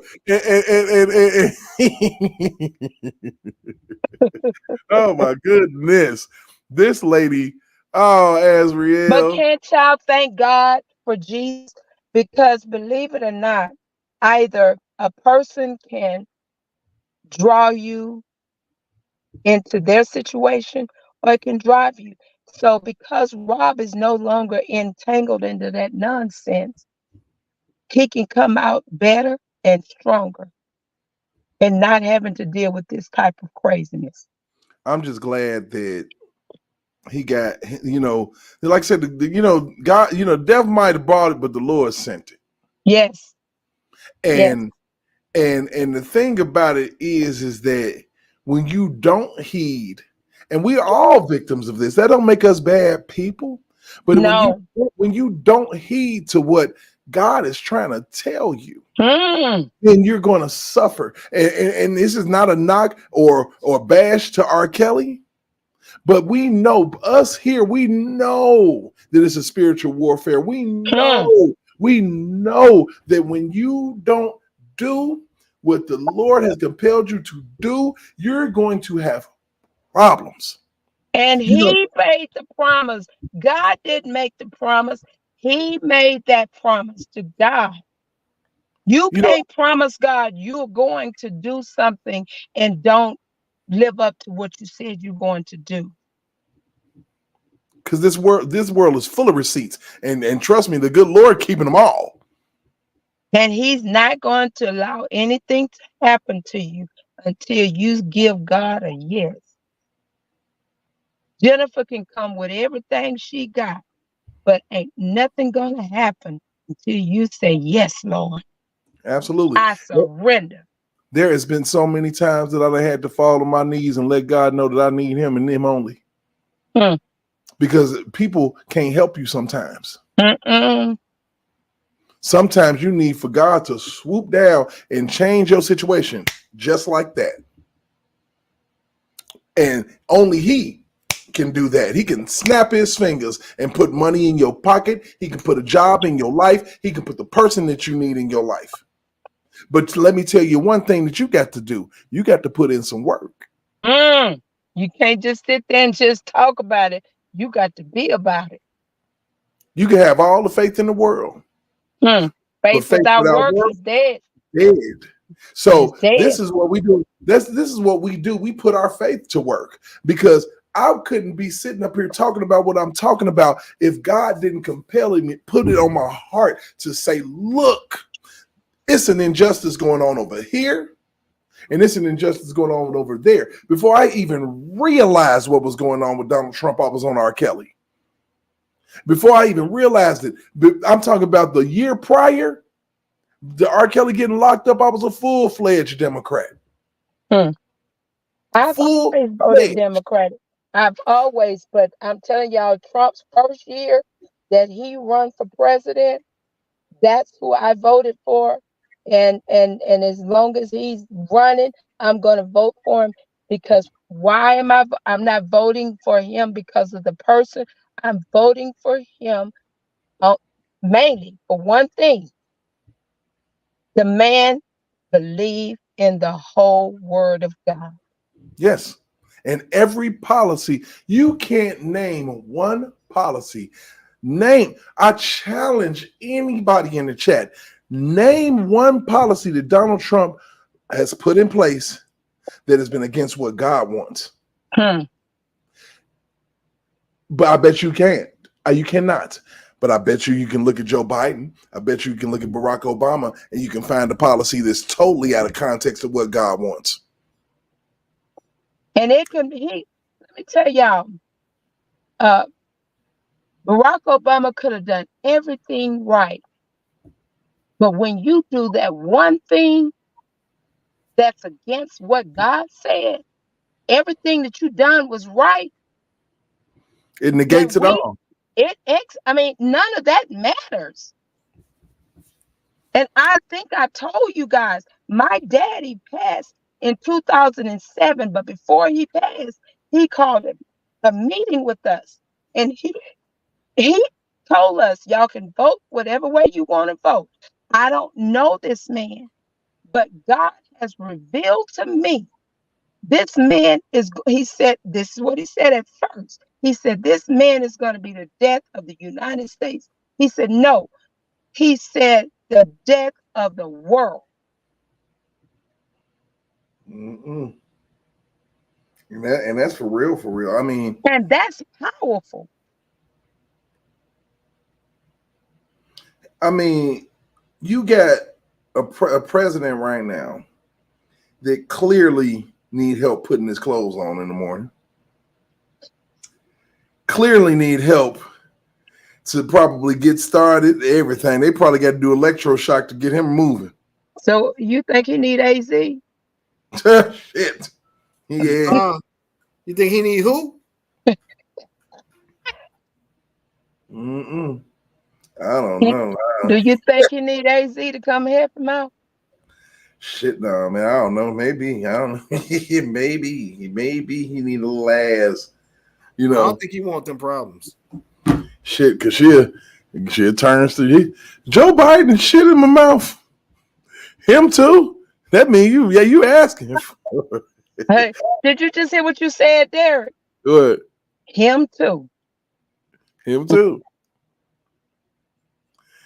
Him too. Me too. So look, I'm gonna go ahead. We're about to start wrapping it up and pulling cords and shit here over here in a minute. But before I do, I got to represent for my boy, the Donald. Because he's a part of all of this shit, but I'm gonna keep it funny and keep it mellow. Look at man, I just can't get over this doppelganger on my screen, but we're gonna get her the fuck off my shit. But Derek, I have one question. Yes, ma'am. So is Funny Ugly on or Funny Ugly off? Funny Ugly either way. Is she on the case or is she off the case? I don't know. You know what? Right now they are doing the appeal for the decision that the judge made, and I feel like that he made the decision that he made just to make Fonnie make a decision so he could be out of it. Okay. And that's why it took him 2 seconds to say, okay, y'all can get y'all appeal. She's coming up off that case. So it's just a matter of time that she's going to be impeached. They've literally created a new legislation for oversight of district attorneys in the state of Georgia. And they made this, they did this legislation simply because of the improprieties of Fonnie Willis. There's no other reason for them to do it. And I'm just so glad that people are actually holding people feet to the fire. Well, according to Judge Joe Brown, Fonnie is just a pebble compared to all of the other people that's there in Fulton County. They got a lot of crap going on that should have been cleaned up a long time ago. You have people that think that they're upholding the law and they're really breaking it. They really, I think that in their sick ass minds, they think they're doing the right thing. I really do. So did y'all think that when her and Wade went to the White House, do y'all think they spoke with Joe and Kamala? Man, 1000%. I think they did too. There wasn't no purpose for them to even be there. What was the purpose for you going if y'all didn't speak with them? Mm-hmm. So therefore, that automatically, that's you broke the law right there. Mm-hmm. And J-Rock, I'm with you. I'm already there. Don't even worry about it. There's something else in that chat. And yeah, I'm already there. See, I got a bunch of engineers working for me, and it's a beautiful thing because I look up and stuff pops up, and then we can just expound on it, and that's a beautiful thing. See? Go ahead now. You know, so what we're gonna do, we're gonna go to this video, and we're gonna go ahead and expound on it. It seems like it's about to be interesting from what I see. J-Rock don't never disappoint. So we go. Never. So we're gonna see what's up. And bam. Marvin Arrington, you interrupted the board meeting back in November on behalf of Natalie Hall, and I see why, because you want the Board of Ethics to be abolished because they were investigating you for having special interests with the DA's office that you oversee. I'm big on networking and connecting people. That's what I'm about. And that is what has kept me in my seat, because people know that I love helping everyone. I love to connect people because we're only stronger together. We do not need anyone on the County Board of Commissioners who doesn't have a heart for the people. We don't need any mean girls, mean boys, or anyone like that, because the county government is there for health and human services. Yes, City Girl Commissioner, the county government is there for health and human services, not forcing your staff to perform services on you in your office and costing taxpayers nearly $1 million from a lawsuit. $1 million? Damn. This is Natalie Hall, the woman I named the City Girl Commissioner of Fulton County, Georgia, District 4. I covered her lawsuit a couple of months ago. If you missed all the details, I'll leave the link below for you to check it out. You have to catch up on this. This is the county commissioner representing parts of Atlanta from the Vine City area, Mercedes-Benz Stadium, downtown, Midtown, Virginia Highlands, Old Fourth Ward, all the way down Moreland Avenue at the county line. In my previous reports, I talked about how this woman retaliated against her former chief of staff after he refused to continue having relations with her. She got so jealous, she started calling women, stalking this man, and even placed tracking devices on his car. When the plaintiff won in court, she got mad at the news reporter and put paws on the lady. News exclusive. A stern reaction from Fulton County Commissioner Natalie Hall after a judge found her guilty, look at that, of sexual discrimination. She actually, as you saw there, swatted a reporter's hand. Channel 2 investigative reporter Sophia Choi, live in downtown Atlanta. There, Sophia, this decision means Fulton County taxpayers are on the hook for nearly a... Man, they got a lot of noise going on with that traffic. They need some noise canceling microphones. Shit. $1 billion. Right, and Commissioner Natalie Hall did not want to talk about it. In fact, she let her actions do the speaking by swatting my hand away during a county commission meeting here with a lot of other people around, including police. She want to file some assault charges.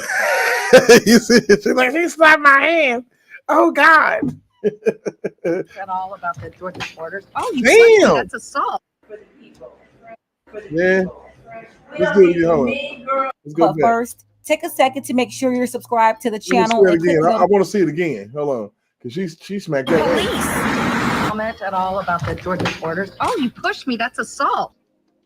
Now, the county was looking for ways to pay out the money owed in that lawsuit. They thought it would be a good idea to take $200,000 of the money owed directly from her district, District 4. They didn't say, let's take the money from the crazy, obsessed psycho. No, they never thought to dock her paycheck.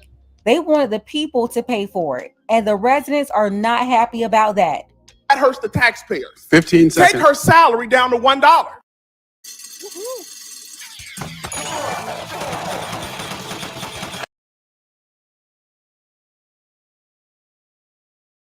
He said, take her salary down to $1. He said down to $1. Man, he wanted to take her salary down to what the wager was in Trading Places. For $1. She gonna get this salary down to commissary in a few minutes.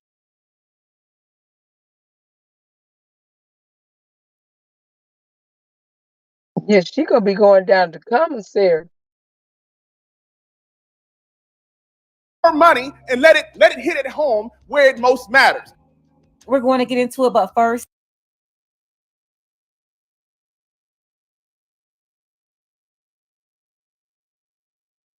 take a second to make sure you're subscribed to the channel and click the notification bell for all updates. Won't waste any time. Let's go ahead and get into it. Fulton County commissioners made history today, voting to take away money from one of their colleagues, Commissioner Natalie Hall. The action comes after a sexual harassment lawsuit led to a $1 million judgment against the county. Channel 2's Aisha Fernandez is live outside the Fulton County So Government she's saying Center. her And stuff Ty, the is worth $1 commissioners million.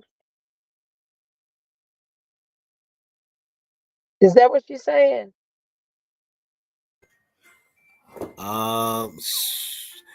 She's saying her cookie is worth $1 million. I don't know who told her that.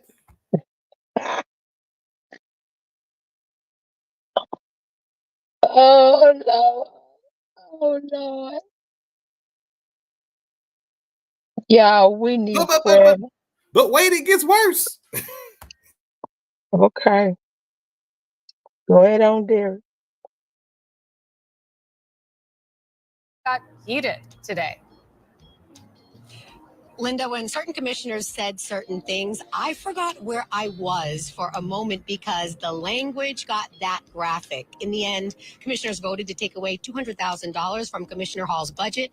It's never been done before, and some say it sets a bad precedent. We going to court, y'all.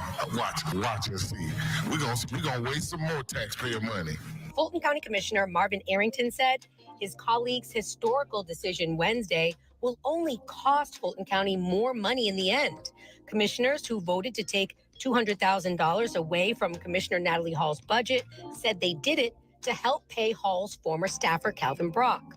A federal judge awarded Brock close to $1 million after Brock accused Commissioner Hall of firing him because he ended their sexual relationship. A majority of these commissioners think some of that money should come directly from Hall's budget. This sets a bad precedent. This is a bad deal, and the voters will have the opportunity to hold all of us accountable, or those that are up for election, in less than 90 days. Commissioner Hall will be on the ballot. She didn't say a word as her colleagues discussed what she did. The taxpayers are footing the bill, whether it comes from the District 4 budget or whether it comes from the risk fund or whether it comes from any other line item. I think a normal employee we would have fired for sure. They would have lost their job. Now, it's important to mention that elected officials cannot fire other elected officials, and commissioners today certainly sounded like they were inviting voters to have the final say on this because voters can hire and fire. Then while Natalie was quiet, Arrington was sitting up there defending her like a big old fool. He's talking about accountability for the county commissioners taking the $200,000 from her budget, but he's not holding her accountable for her actions. You know, the reason why we're talking about this anyway, it's her, not their colleagues. And then the crazy thing is he's upset that they're taking the $200,000 from her budget. It's not coming from her paycheck. She's not paying it at all. It's the taxpayers paying it. And you better believe they showed up and showed out. We got our DA, well, not mine, but Funny Willis, on Grey Goose, getting loose. Then we have you, Commissioner Hall, chasing balls. I am so tired of us having to come back and forth up here. I go so hard about you particularly, because do you remember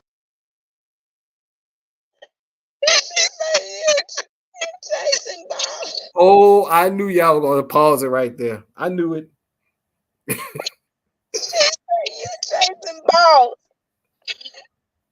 She said funny on Grey Goose. Oh Lord, help us, Jesus. We know not what we do. Oh Lord, help us, Lord. Talk, What, baby. Talk with your pink hair. what is going on with these females in power in Atlanta? Man, they, they literally trying to bring what Magic City and Real Housewives to the city and state government. Is that what they doing? Baby, what is going on with women, period? Not knowing their place.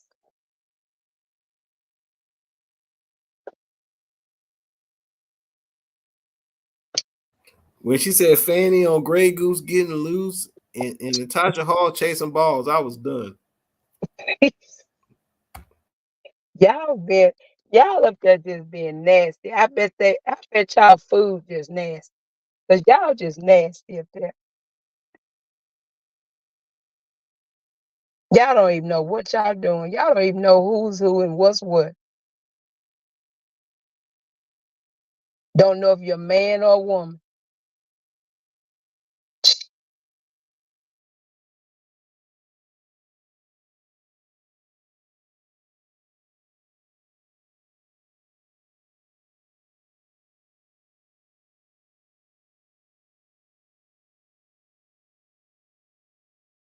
Keep For going, me going sweetie. door to door to campaign for you, knocking on doors, allowing people to take up signs, candidates against you, to put your sign down, only for you to.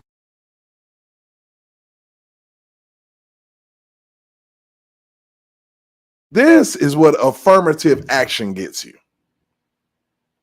if you want to be honest about it. Exactly. You get unqualified people in positions and they don't know. They ask from their appetite and they use their position. This type of person that be stealing shit for the job. You can trust this lady at McDonald's. All the way down to the Staples. You couldn't trust her at McDonald's. Then we had a straws again. Hey, where old girl at? That's her. That's her, man. It's crazy. Oh my God. Y'all J-Rock, can't make me believe Fonnie Willis went to somebody's college. Y'all can't make me believe that. man, look, not the way she said. I want to damn near play it. Look. Grey Goose getting loose. J-Rock, I can't do this no more with this lady. We get the point. These heifers is corrupt down there in Atlanta. She said, I keep a G. I keep a G. Look here. What? Rewind it back there. These female, huh? What you say? You want me to soldier on through? You go ahead, rewind it back a little bit when the lady Pink jumped up there.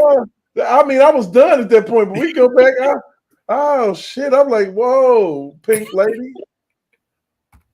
And you better believe they showed up and showed out. We got our DA, well, not mine, but Funny Willis. Funny Willis. She called her funny. She called her funny. Funny. That's what's up. That's what's up. I like it. On Grey Goose, getting loose. Then we have you, Commissioner Hall, chasing balls. Whew. That was classic. Commissioner Hall chasing balls. Chasing balls. She said, come for me if you want to. Obviously, that cooch wasn't worth a damn because he broke up with you and you was in your feelings. And you said, you're fired. Baby, he said, you ain't got to fire me because I quit. Both of these jobs. I don't know what was the hardest job for Nathan Wade, but doing the case of stomaching when Fonnie took the clothes off and he saw that Dunlap stomach of her. Now, Funny got a peg leg because baby Funny is walking like one of them legs is longer than the other. I said, what the hell?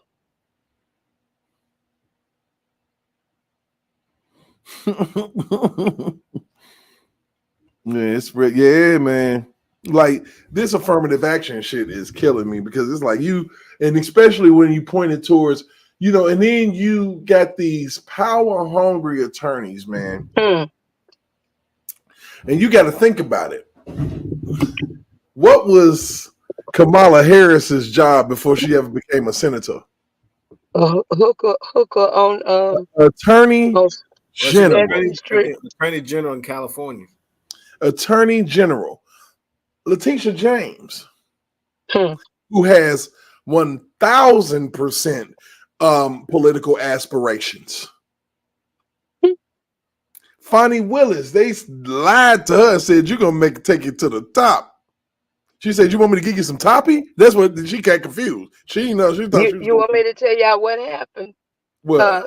Barack Obama told her she was pretty like he told Kamala. Because Kamala,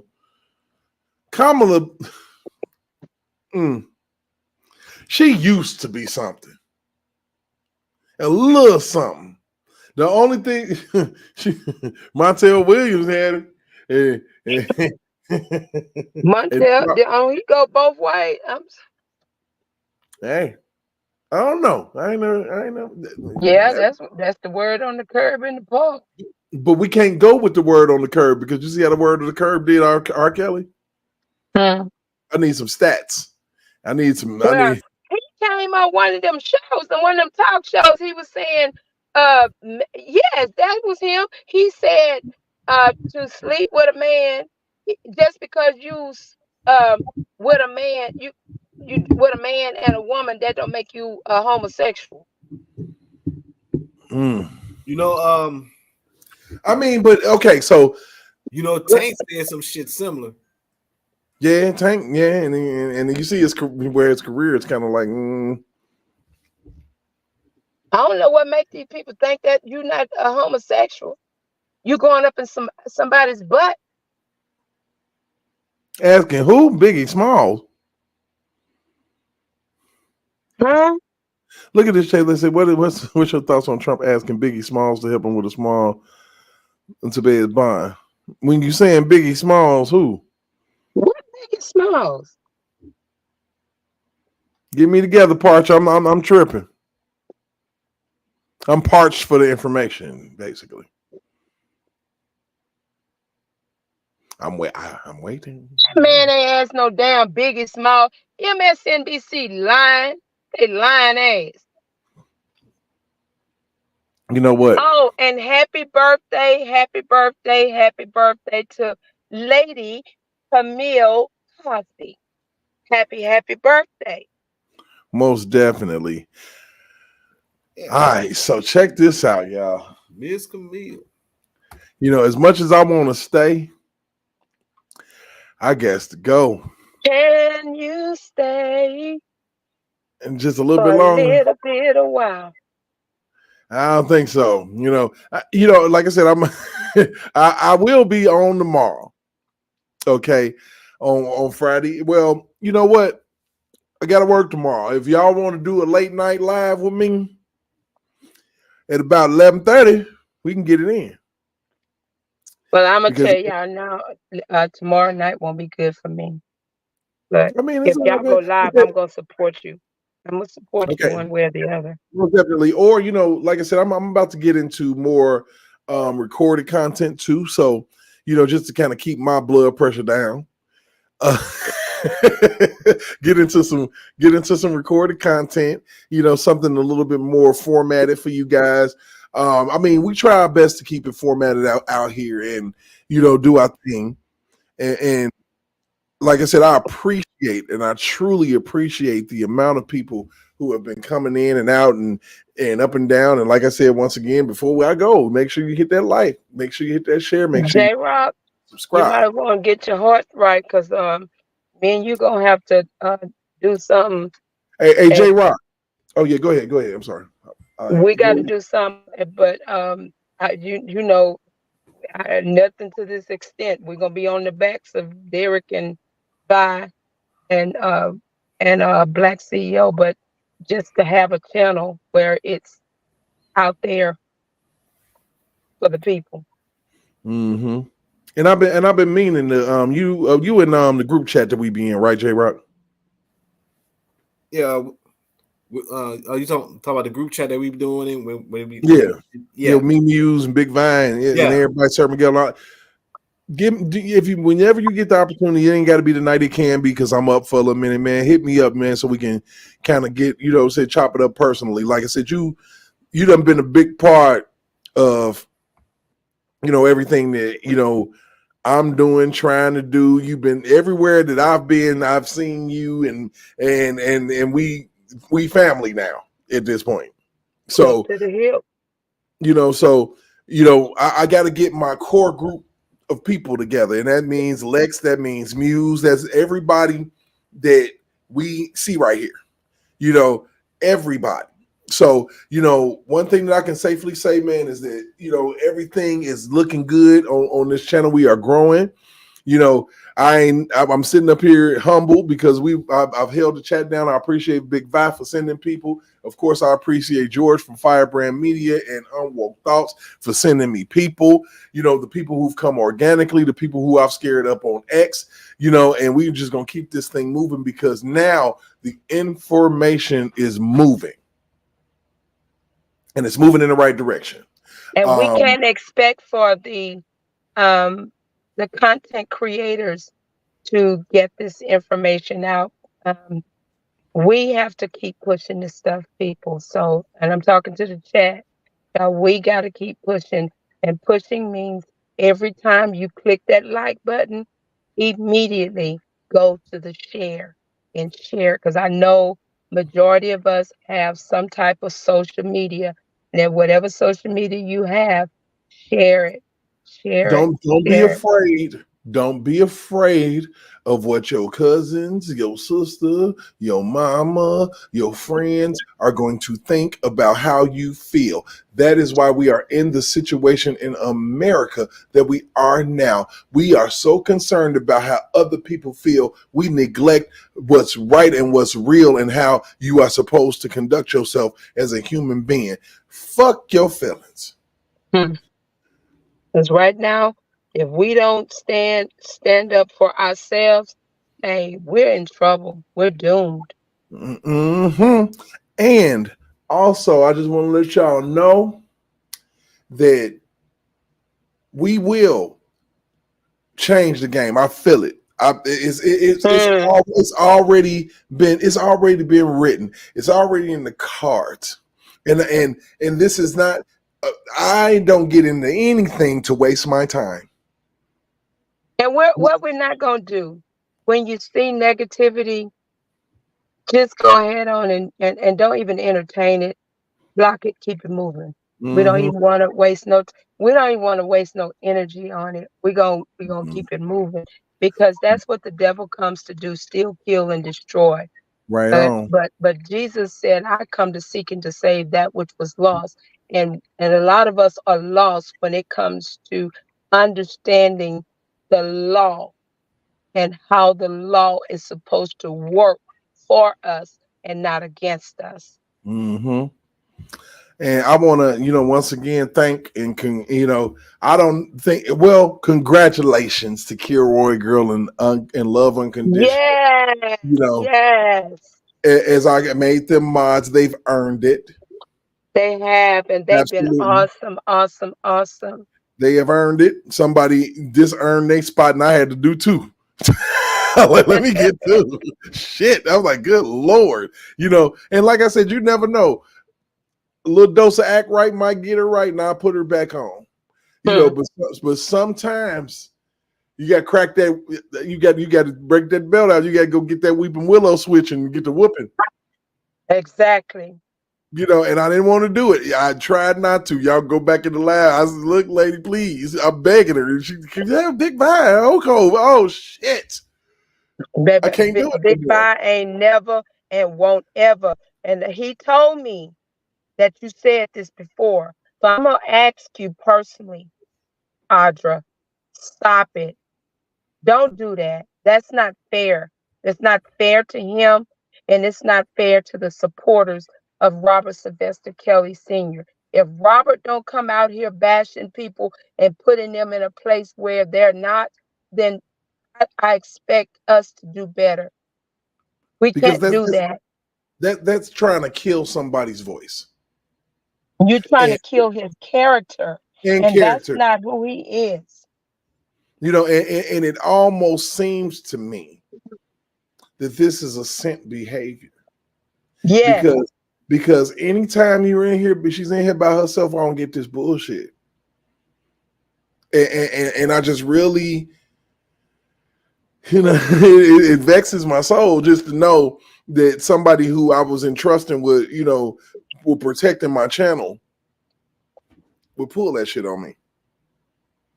And we're not standing for that.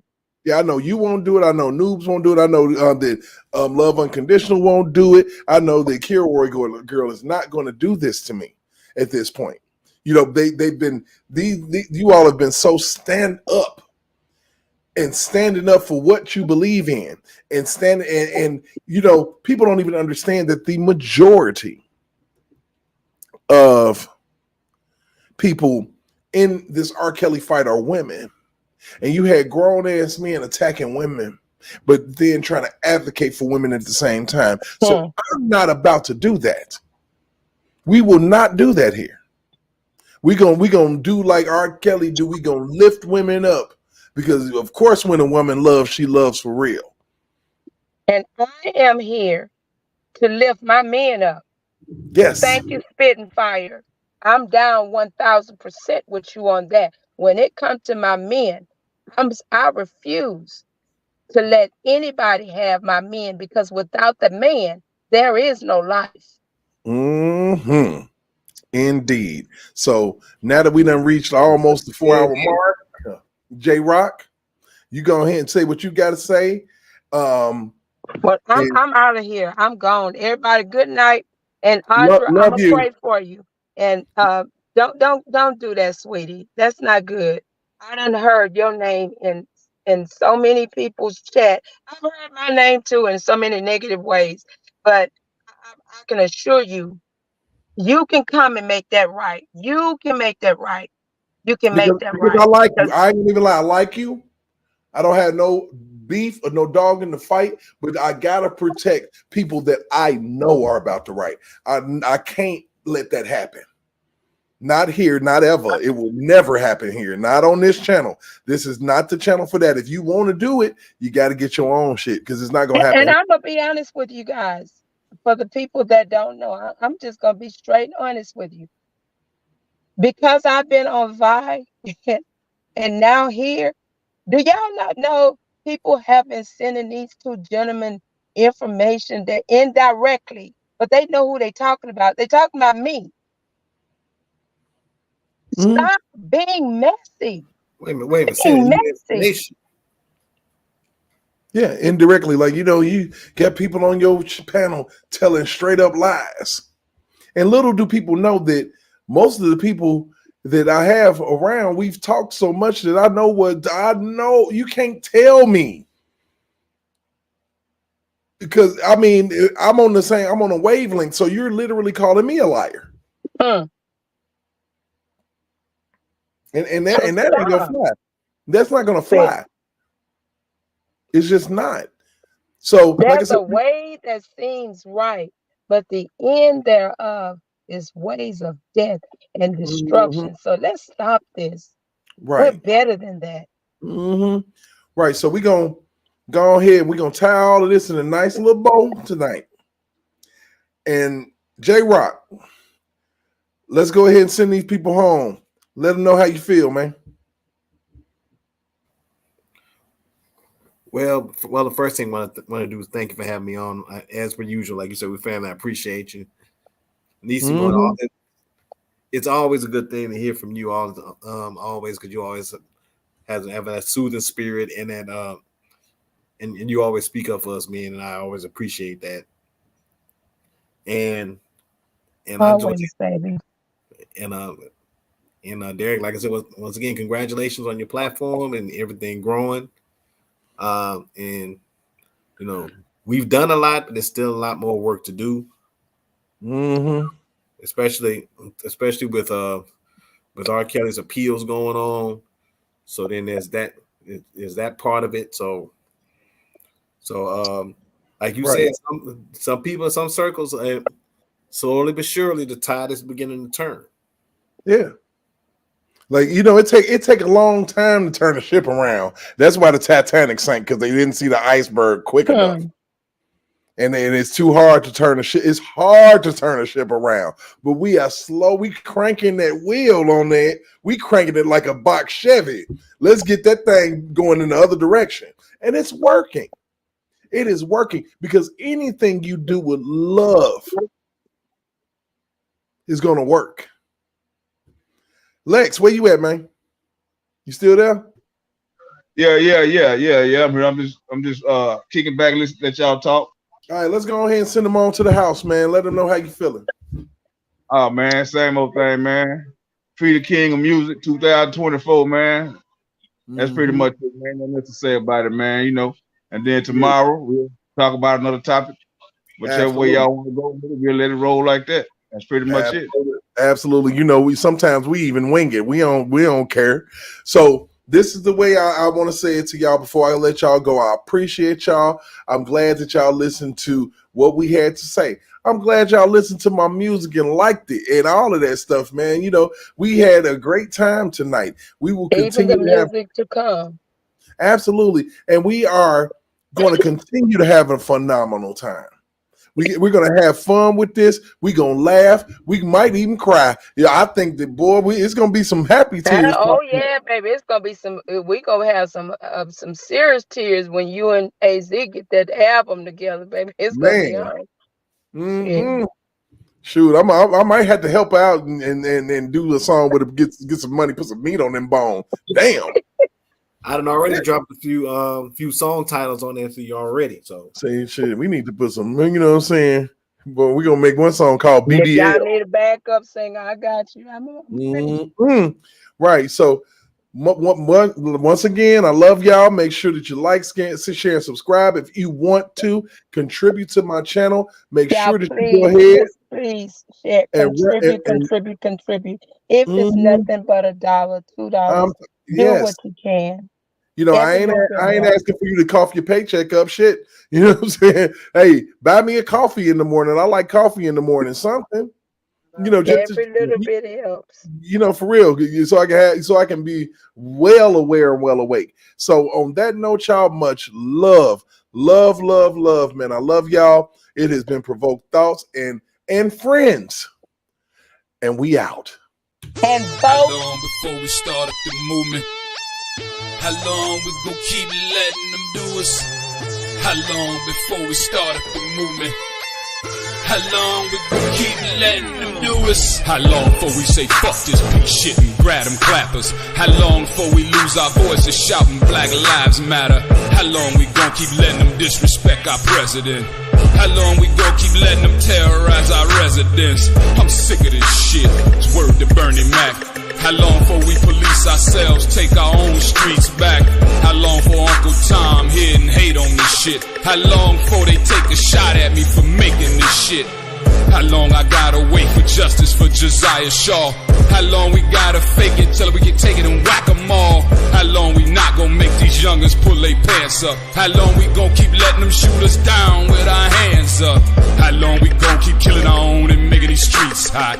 How long will what I say to you stay with you when the beats stop?